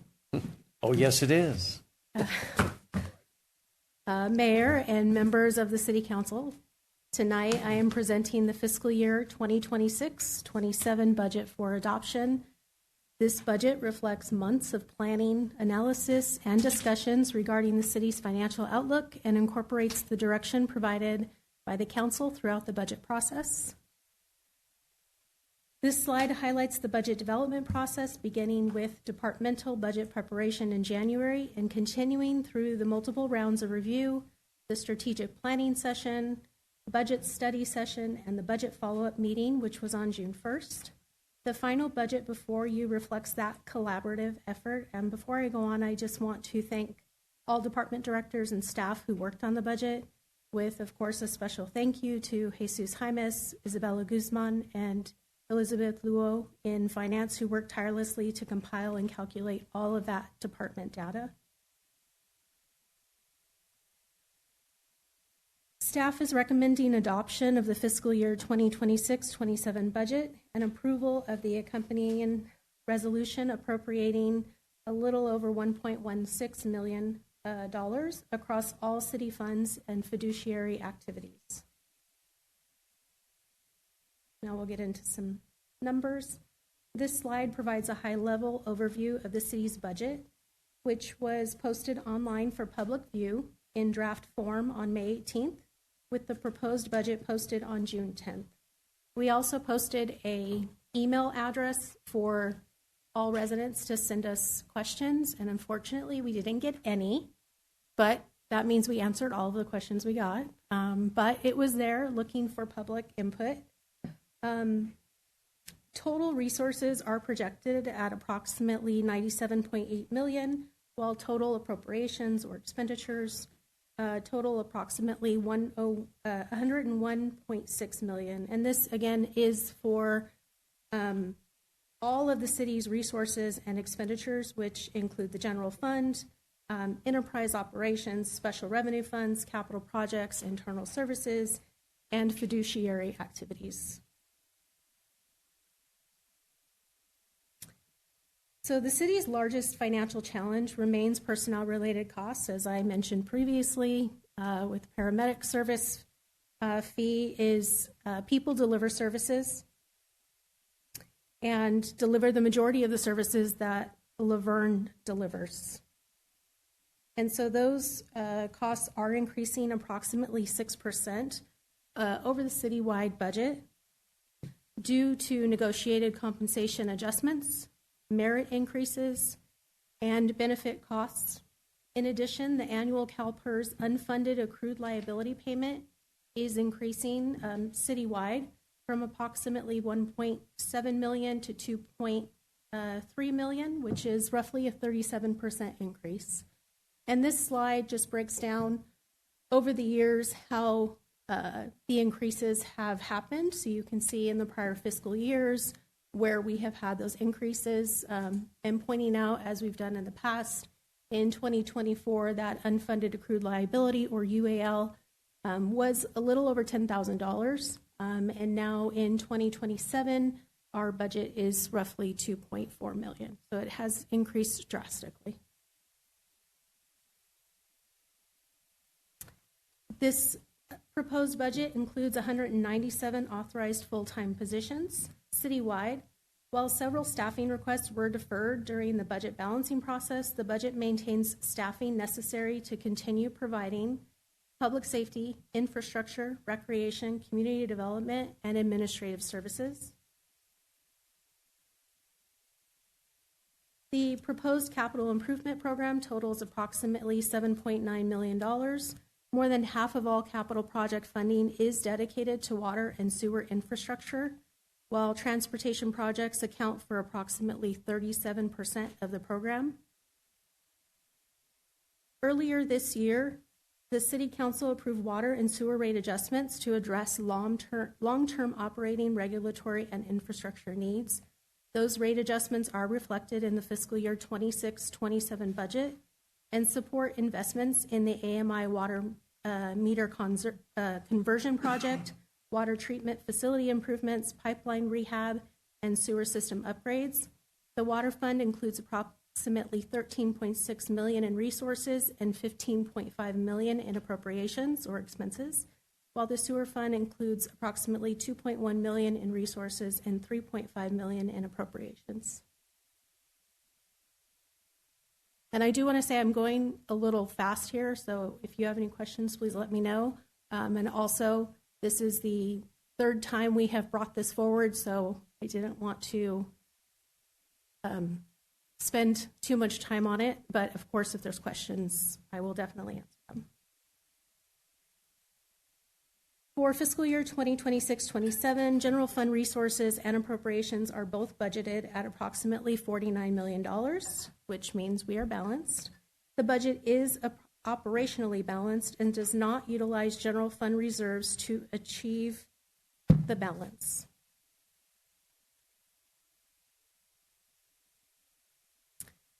Throughout the budget process, staff identified and implemented expenditure reductions, project deferrals, operational efficiencies, and revenue adjustments to close the budget gap. Following council direction on June 1st, staff incorporated approximately $233,000 in additional adjustments, including shifting approximately $150,000 of police department costs from the general fund to Proposition C transportation funds. These costs are associated with transit-related public safety activities and are related to the recently opened A-Line station. And that is how we shifted those funds that we had originally identified to reduce or change the special events and put those funds back in and shifted the funds from the police department over to Prop C. The city's reserve policy requires a minimum reserve level of 20%. The projected reserve level at the end of fiscal year 2026-27 is approximately 31.2% estimated. Importantly, the proposed budget does not rely on the use of general fund reserves to achieve operational balance. One of the things I do want to point out, and there is a note at the bottom, is this does exclude the solid waste expenditures, and that's why the percentage of the 31.2 has increased from the prior year, and that is because that percentage is based on our expenditures. So that's why that's increased. And final thoughts. The proposed budget is balanced without the use of general fund reserves. The city continues to invest in critical infrastructure, particularly transportation, water, and sewer systems, while maintaining core municipal services. Personnel costs and retirement obligations remain the city's largest long-term challenge. Staff recommends adoption of the fiscal year 2026-27 budget and the accompanying resolution. And that concludes my presentation, and I am happy to answer any questions that you may have. Thanks, Christy. Appreciate that. We're going to go to public comment first. I'm going to go and open up public comment. Anybody wish to speak on this item? Mr. Bowen? Good evening again. I'd love to know where this number, when you talk about the excluded solid waste $3.4 million, where would that number be if Waste Management wasn't taking over the billing? It shows at the bottom, the general fund estimated budget goes from 48.7 to 48.067. Would that $3,408,000 be in the number somewhere? Maybe I just don't understand it, but it would seem that number would have to be somewhere if it wasn't suddenly taken over by Waste Management. And is that a reason to have Waste Management do it?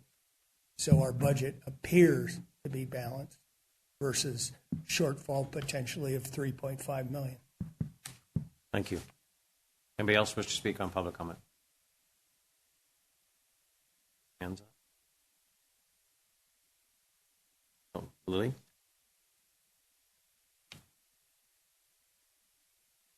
My name is Lily. Okay, me again. I'm pretty much not a number person before, but after I become a financial planner this year, so I really dig deep about the number.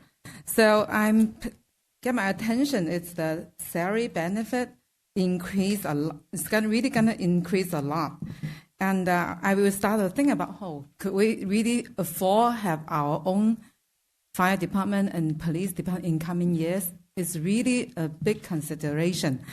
I really thinking, right? The cost of the salary and benefit, I really checked the website today because I have a group to talk about it. I say, hey, how's the salary? And then almost have somebody's screen. Hello, it's $400,000. It's more than the President Trump. Okay, I say, yeah, because they are professional, and then not just salary and with the benefit too. And then also, I could tell a lot of work is a volunteer job. So mayor and then city council elect official, pretty much no salary, it's just have the benefit. So I explain for that. But also, I'm thinking, I take a look at the number. So most of the salary is have a 1/4 is go to the benefit. It's not just salary. Actually, my current job is a financial planner, is a specific retirement and group insurance. So I definitely, last year, I asked about how's it running in the city. And then it's already it's already set. I missed the deadline. And then also only review a few years. So I just stopped there. But actually this year I take a look again. So even elect official need to elect every 2 years. As an insurance agent, all the policy need to the annual renewal. Why not all the benefit or group insurance, all things put together? Just wait till a few years to take a look until some problem happen, and then think about another option. So I definitely will recommend. Actually, it's myself. I really run the proposal. Okay, it's the free. It's not charge a consultant fee. So I will feel like a vendor and contractor need to really have opportunity to take a look every year, not just wait till a few years later. Because I am pretty much work on this field for a few years, and then I really know competition really make the service better. And maybe we could choose a better plan to lower the cost, or I would be happy to see that. If maybe the benefits better could keep our employee more stable, we will not lose our policemen and fire department in the future because the competition. They could jump to other city because the better benefit. So that's what I'm thinking. So all I need, I think, is a set of appointment this year, not wait till years later. So I would like to share the proposal. Thank you, Lily. Anybody else wish to speak on this item? We're going to go ahead and close public comment. And we had one question. Christy, you want to answer that for the waste management portion? Yes. So that is a service that's passed through, and so the revenues and the expenditures have been offset, and the only amount of revenue that has been maintained is the amount that would be within the contract that was passed today, the MOU. And if we continue to have that $3 million, then instead of the expenditures being $48 million, it would have been $51 million. So it is not in there. And the revenue as well. Yes, it's that number is only looking at the expenditures to identify what the percentage is of the reserves. But yes, it is reduced on both sides. And as far as the other question, I think part of it was related to, yes, oh, I'm sorry. I thought I was trying to, it worked. It worked. I'm sorry. I think the question that Lily had too was we have open enrollment for our healthcare plans, and the employees get to choose, and we also are very critical on our employees that have other benefits from spouses that are not part of the city, that they can use those spouses. So we take a lot of care in our programs, and we try to get the best affordable programs that are good for the city, but are also good for the employees. So yes, we do that. Answer that question. Correct. And then I did want to just point out there is an error on Transparent California where they have miscalculated, and I have reached out multiple times. Mr. Bowen reached out to them as well, and they did fix it for a little while, but it is unfortunately back to being incorrect. And so those figures are calculating overtime twice, so it really does inflate the numbers that are on there. The other thing I did want to bring up, because Lily did, it looked like she was kind of referencing this, is these are the percentages. And so I believe she mentioned PEPRA versus Classic members. And as you can see, and not picking on them, but I'm just going to point them out because they definitely are the most expensive. They're also worth it. Sorry, guys. But if you can see at the top, Classic Safety, those are members that are prior to 2018, I believe is the year that PEPRA went into place. Oh, sorry, 2012. And so the cost of their retirement is 27% for the city, whereas new members or PEPRA members, the cost is roughly 14%. And so it's almost double for those members that are, those Classic members. And so when you look at the numbers on Transparent California, they do not give you those details, and that is part of the differences in the benefits. Thank you, Christy. Council. Sure. Just thank you for your team, and thank you again. This is our third meeting talking about this. The statutory is 2. But I really appreciate coming and walking us through this and keep walking us through this so that our residents really see this as well. And I always, again, ask you about the reserves. And when I started, the reserves when I started were at one point, it went down to about 26, 25%, and we brought those reserves back up. And yes, they are only based on not our revenues, but on our expenditures and our leftover divided by that. So appreciate that. So if we bring down our expenditures, our reserves are better. And it's good as even my household bringing down our expenditures. Less money going out means more money in my house. I try to tell myself that, not my wife. But appreciate... How'd that work? I appreciate that, and appreciate coming to us multiple times, and then also not just in here in May and June, but having a retreat and coming and talking about what we are using and coming as a whole meeting and having residents come there. This has been our second year building the budget for that as well. So appreciate the city and working with us and really bringing it out forward to our community.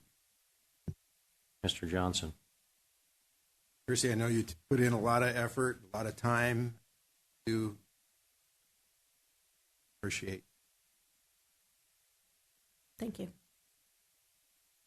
Allow. Ditto. No, thank you to you and your team and to all the department heads. I know that we have instructed you guys to go back multiple times to try to, take blood out of a turnip, blood out of a stone, whatever the saying is that I'm screwing up because it's now 10 o'clock. But thank you for all your hard work. I do think, the work is not over in the sense that, we have this budget in front of us, but we still have years that we hope that the city continues. So we're going to have to keep being creative and keep thinking about what we can do, because I think your point is well taken, that the services or the things that people enjoy most about this city are made possible by the people who work in this city. And so I don't take that for granted, not one bit, because I've lived in other places where, you call and you ask for service or you seek help from, whether it's police or fire or public works or whatever it is, and you might not get a response right away, but Laverne is known for being responsive to its citizens. And so I appreciate that very much. So thank you. Ditto.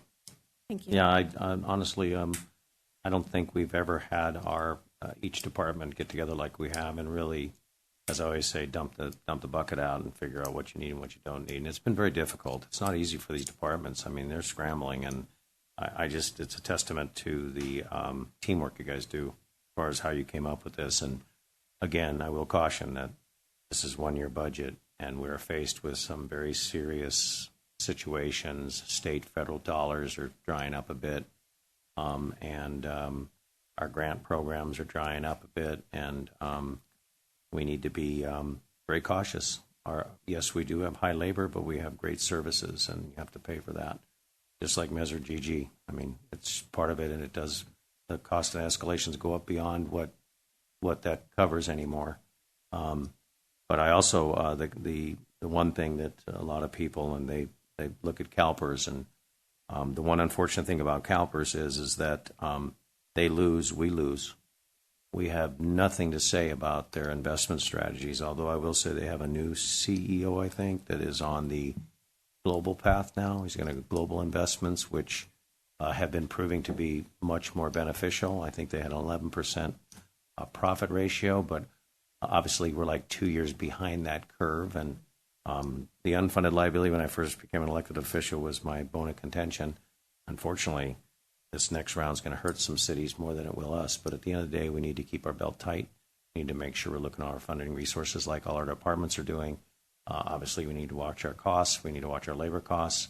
And every department's got to stand on their own 2 feet and work with you. And you guys have done a stellar job, but we need to keep doing it. But thank you. With that, is there a motion to adopt a resolution titled, "A Resolution of the City Council of the City of Laverne, California, adopting a budget for the 2026-27 fiscal year, approving the fiscal year 2026-27 operating budget and appropriating $101,567,087 to cover the expenditures across all funds"? Motion. I'll go at once. So moved. That would be Steve. Second? Second. Wow. Vote, please.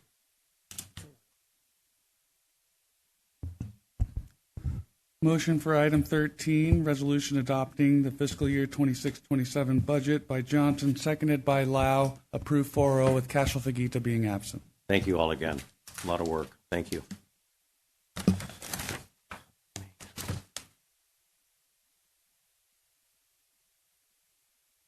There's no other business tonight, so we move on to public comments. This is the time set aside for anyone wishing to address the City Council on the items not listed on the agenda, but within the subject matter jurisdiction of the City Council. The Brown Act prohibits the City Council from engaging in discussion on any item not on the posted agenda. Your concerns may be referred to staff or placed for discussion at a later date. We are going to go to the 3-minute time. It's past the 10 o'clock hour. We're going to turn to pumpkins. And please state your name for the record before speaking. Those would like to speak, please. Aria Morales. This is my first city council meeting. It was quite intriguing. Welcome. My question, thank you so much. You picked a good night. My question is, other than reading the agenda prior to the meeting, is there a way that I could inform myself more about the agenda items? Like, is there something I could read in advance? Is there something a presentation I could view, someone I could speak to? Just because when I'm here, I'd like to have some kind of background knowledge prior to the conversation, so when I come up to make a public comment, it's more informed. Thank you. And yes, we can talk to staff, but there's a lot of information online, but we'll have them let you know. Okay. Somebody else, please? Public comment. Mr. Bowen. Good evening again. The last time, 3.5 hours. A couple items, but I want to get this one done first. Last week came to my attention that someone has made unsubstantiated claims against me in an email to the city council and city manager dated June 9th. This person claims that I made comments during the May 18th city council meeting that violated the city council decorum rules. He states in his email, or he starts in his email by saying he wasn't there, but he heard that I made comments that he didn't like. Instead of confronting me man to man, he chose to send his email to the council trying to beseech my name. This is the second time someone from this group has used the exact same language, quote, "It has been brought to my attention."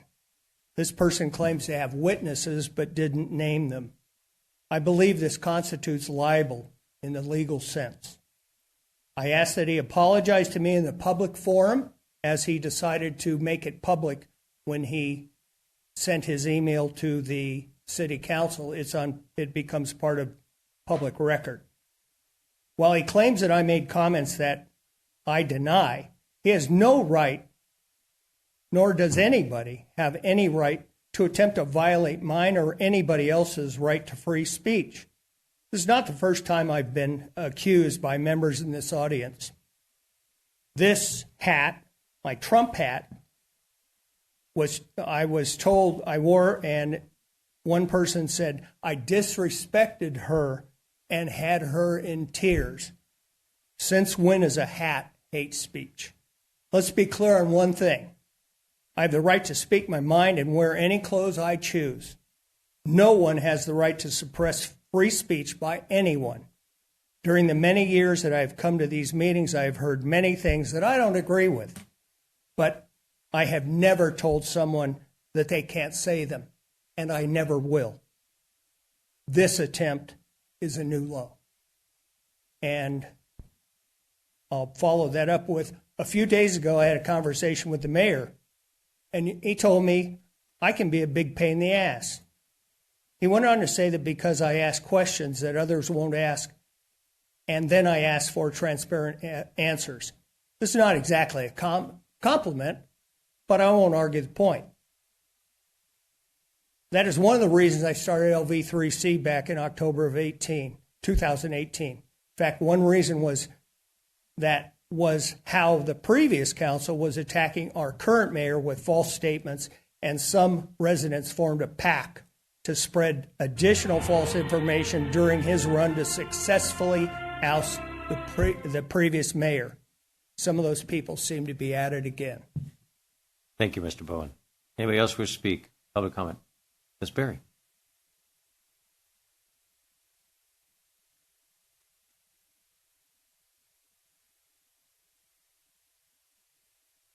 Good evening. I'm tired. This is only our fourth meeting today. I just want to kind of make sure that the council is informed. I've already talked to you, and we talked, but I just want to kind of let you guys know of an issue that's going on in the city that may need to be worked into some of our current ordinances regarding short-term rentals. And I know that when that was done 5 years ago, it was in relation to Airbnbs that were being used in like horrible parties that were upsetting everybody. Okay, a little twist to that is happening across the street from me. Our little cul-de-sac of 4 houses with a 91-year-old and a young family and me and then a renter who is hourly renting the swimming pool on an app called Swimply for $80 to $100 an hour. And he says on there, groups up to 30 people, although I know on April 4th he probably had close to 100 people because the police shut it down at about 9 o'clock. And the police have been there almost every weekend. He's also giving a discounted rate for weekdays because the summer's coming and he's ready to go. And he says right on his thing, he provides the barbecue and the loud, the speakers for the loud music and the lights and nude swimming. And this is like way too much. What's the address, ma'am? No, I mean, literally one of the parties there were shuttle buses and Ubers and people milling around on this little street. And last week there was like 15 cars on our little tiny street just for, another party. But so anyway, yeah.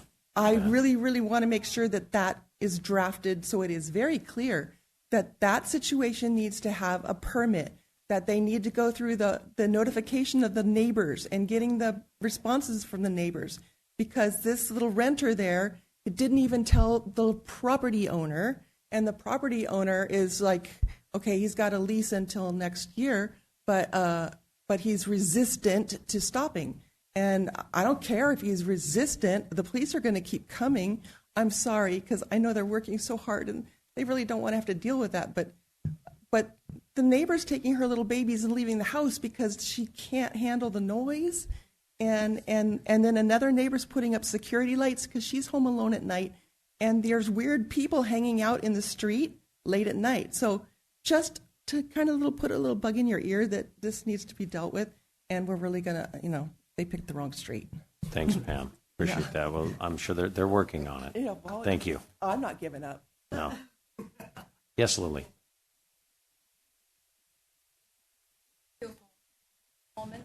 I'm be very quick, because me again. Because my son's birthdays, they waiting for me the cake. They hate me, so I'm leaving. Okay. So, but I very important because I have the really beautiful proposal. I'm sure I couldn't do 3 minutes. Okay. Proposal, City of Laverne group insurance proposal presented by me. Okay. So I definitely need appointment in coming weeks because I have 3 trips to go in this summer. Okay, actually, I'm professional.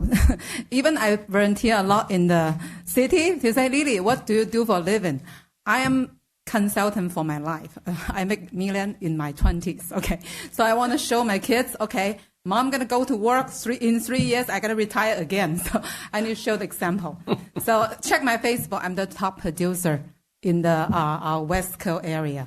So a lot of city running the proposal. I'm sure we should get an opportunity to show annual renew, put our plan, voluntary payroll deduction, pay by themselves. But it's really good for the policemen and fire department because they're very difficult to get their own insurance. They have to go to group insurance without the medical exam. They could get for themselves, for portable, and then too much like advertising. Okay, so for their family member. So I need that opportunity to meet with the HR or any decision maker, so we will be part of the plan. So because I'm a resident, if it's not good, perfect. We have a better plan, hard work, right, in our city. I will be happy with that. But if we have a better opportunity for the people, employee, for the people coming to take a look, benefits really good in Laverne, they come and stay. So I just need a confirmed appointment in coming weeks. Thank you so much. Thanks, Good night. Anybody else wish to speak? Public comment. With that, we're closing public comment. Bring up the dais. Councilmember Lau. Sure. I'll just. Bye, Lily. Bye. Happy birthday to your son. Yeah. Oh my God. He's still awake. Just a couple of good things that I wanted to highlight that have occurred.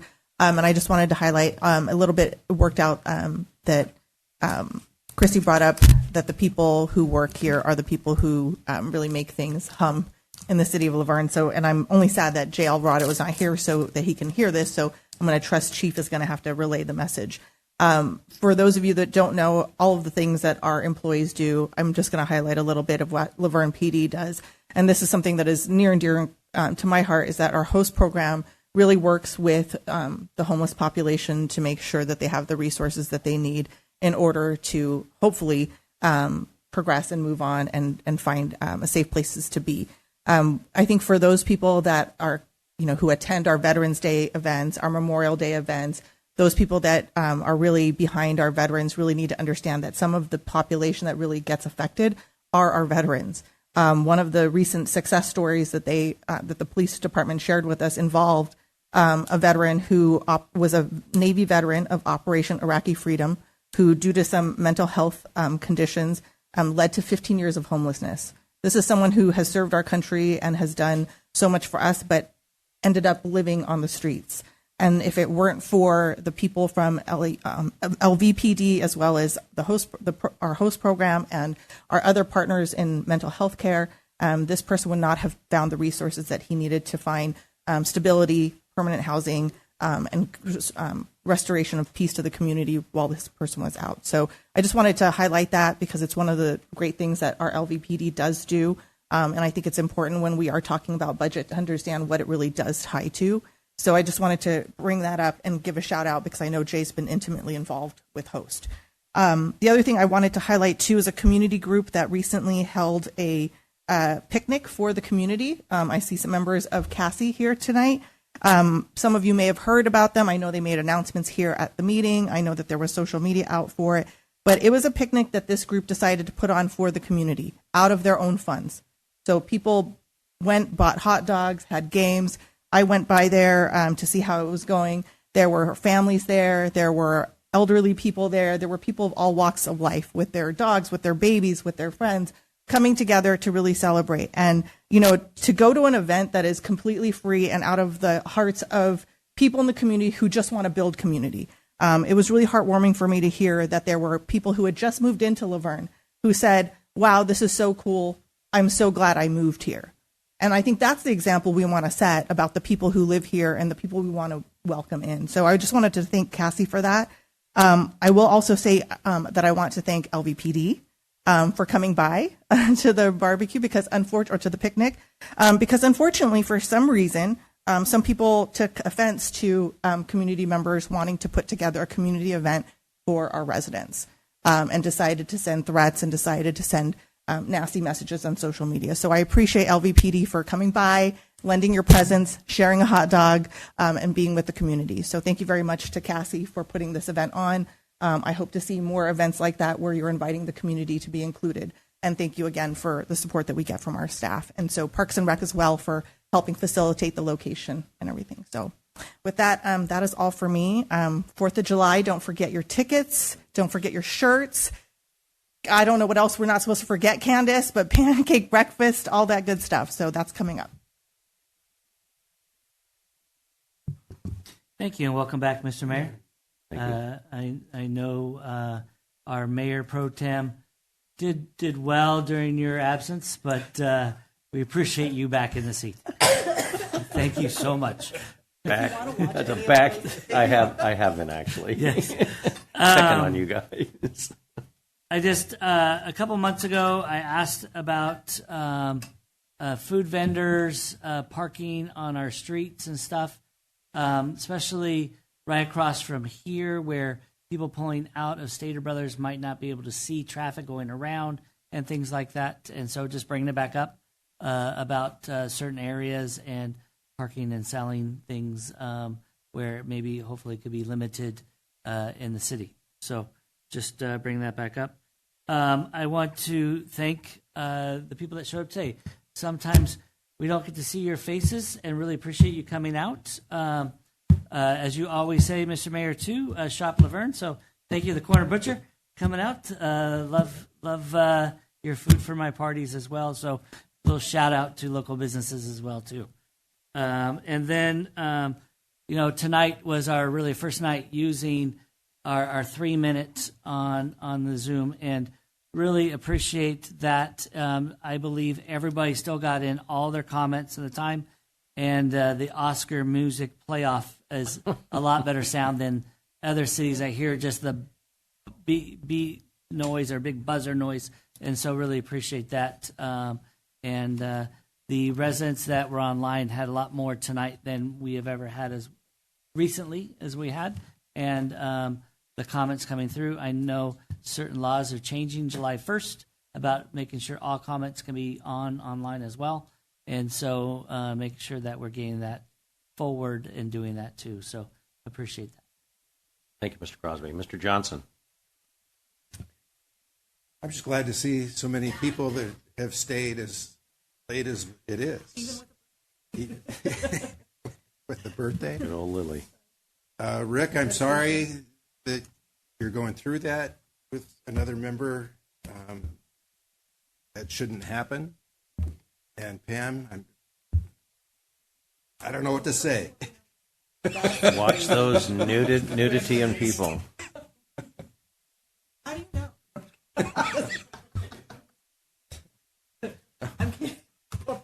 No, you shouldn't have to be going through that. Hopefully the police can help out at some point.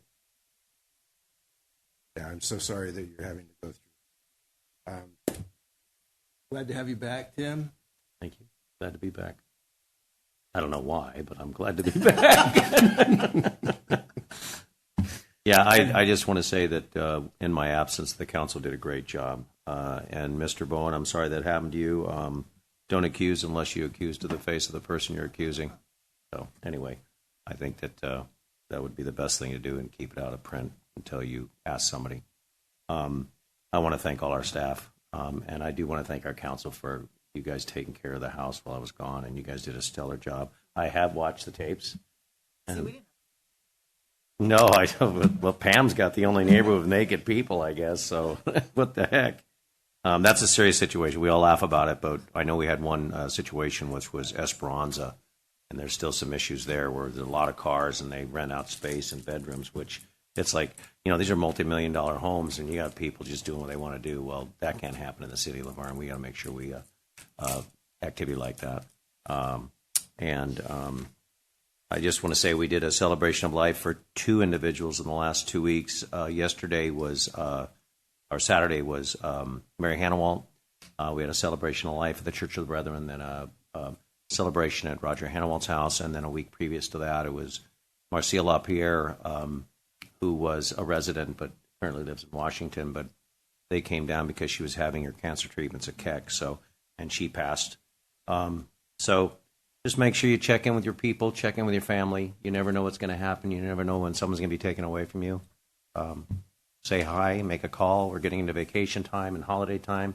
Enjoy your family and your friends, because things happen that you don't have any control over. So with that, the meeting scheduled, the next meeting scheduled for Monday, July 6th is canceled. The next regular scheduled meeting of the Laverne City Council will be on Monday, July 20th, 2026. Closed study session will start at 5:30 p.m. and a regular meeting at 6:30 p.m. As a reminder, upcoming events and meetings are posted on the last page of the City Council agenda. We are adjourned at 10:20 p.m. Thank you all for coming. Appreciate your attendance.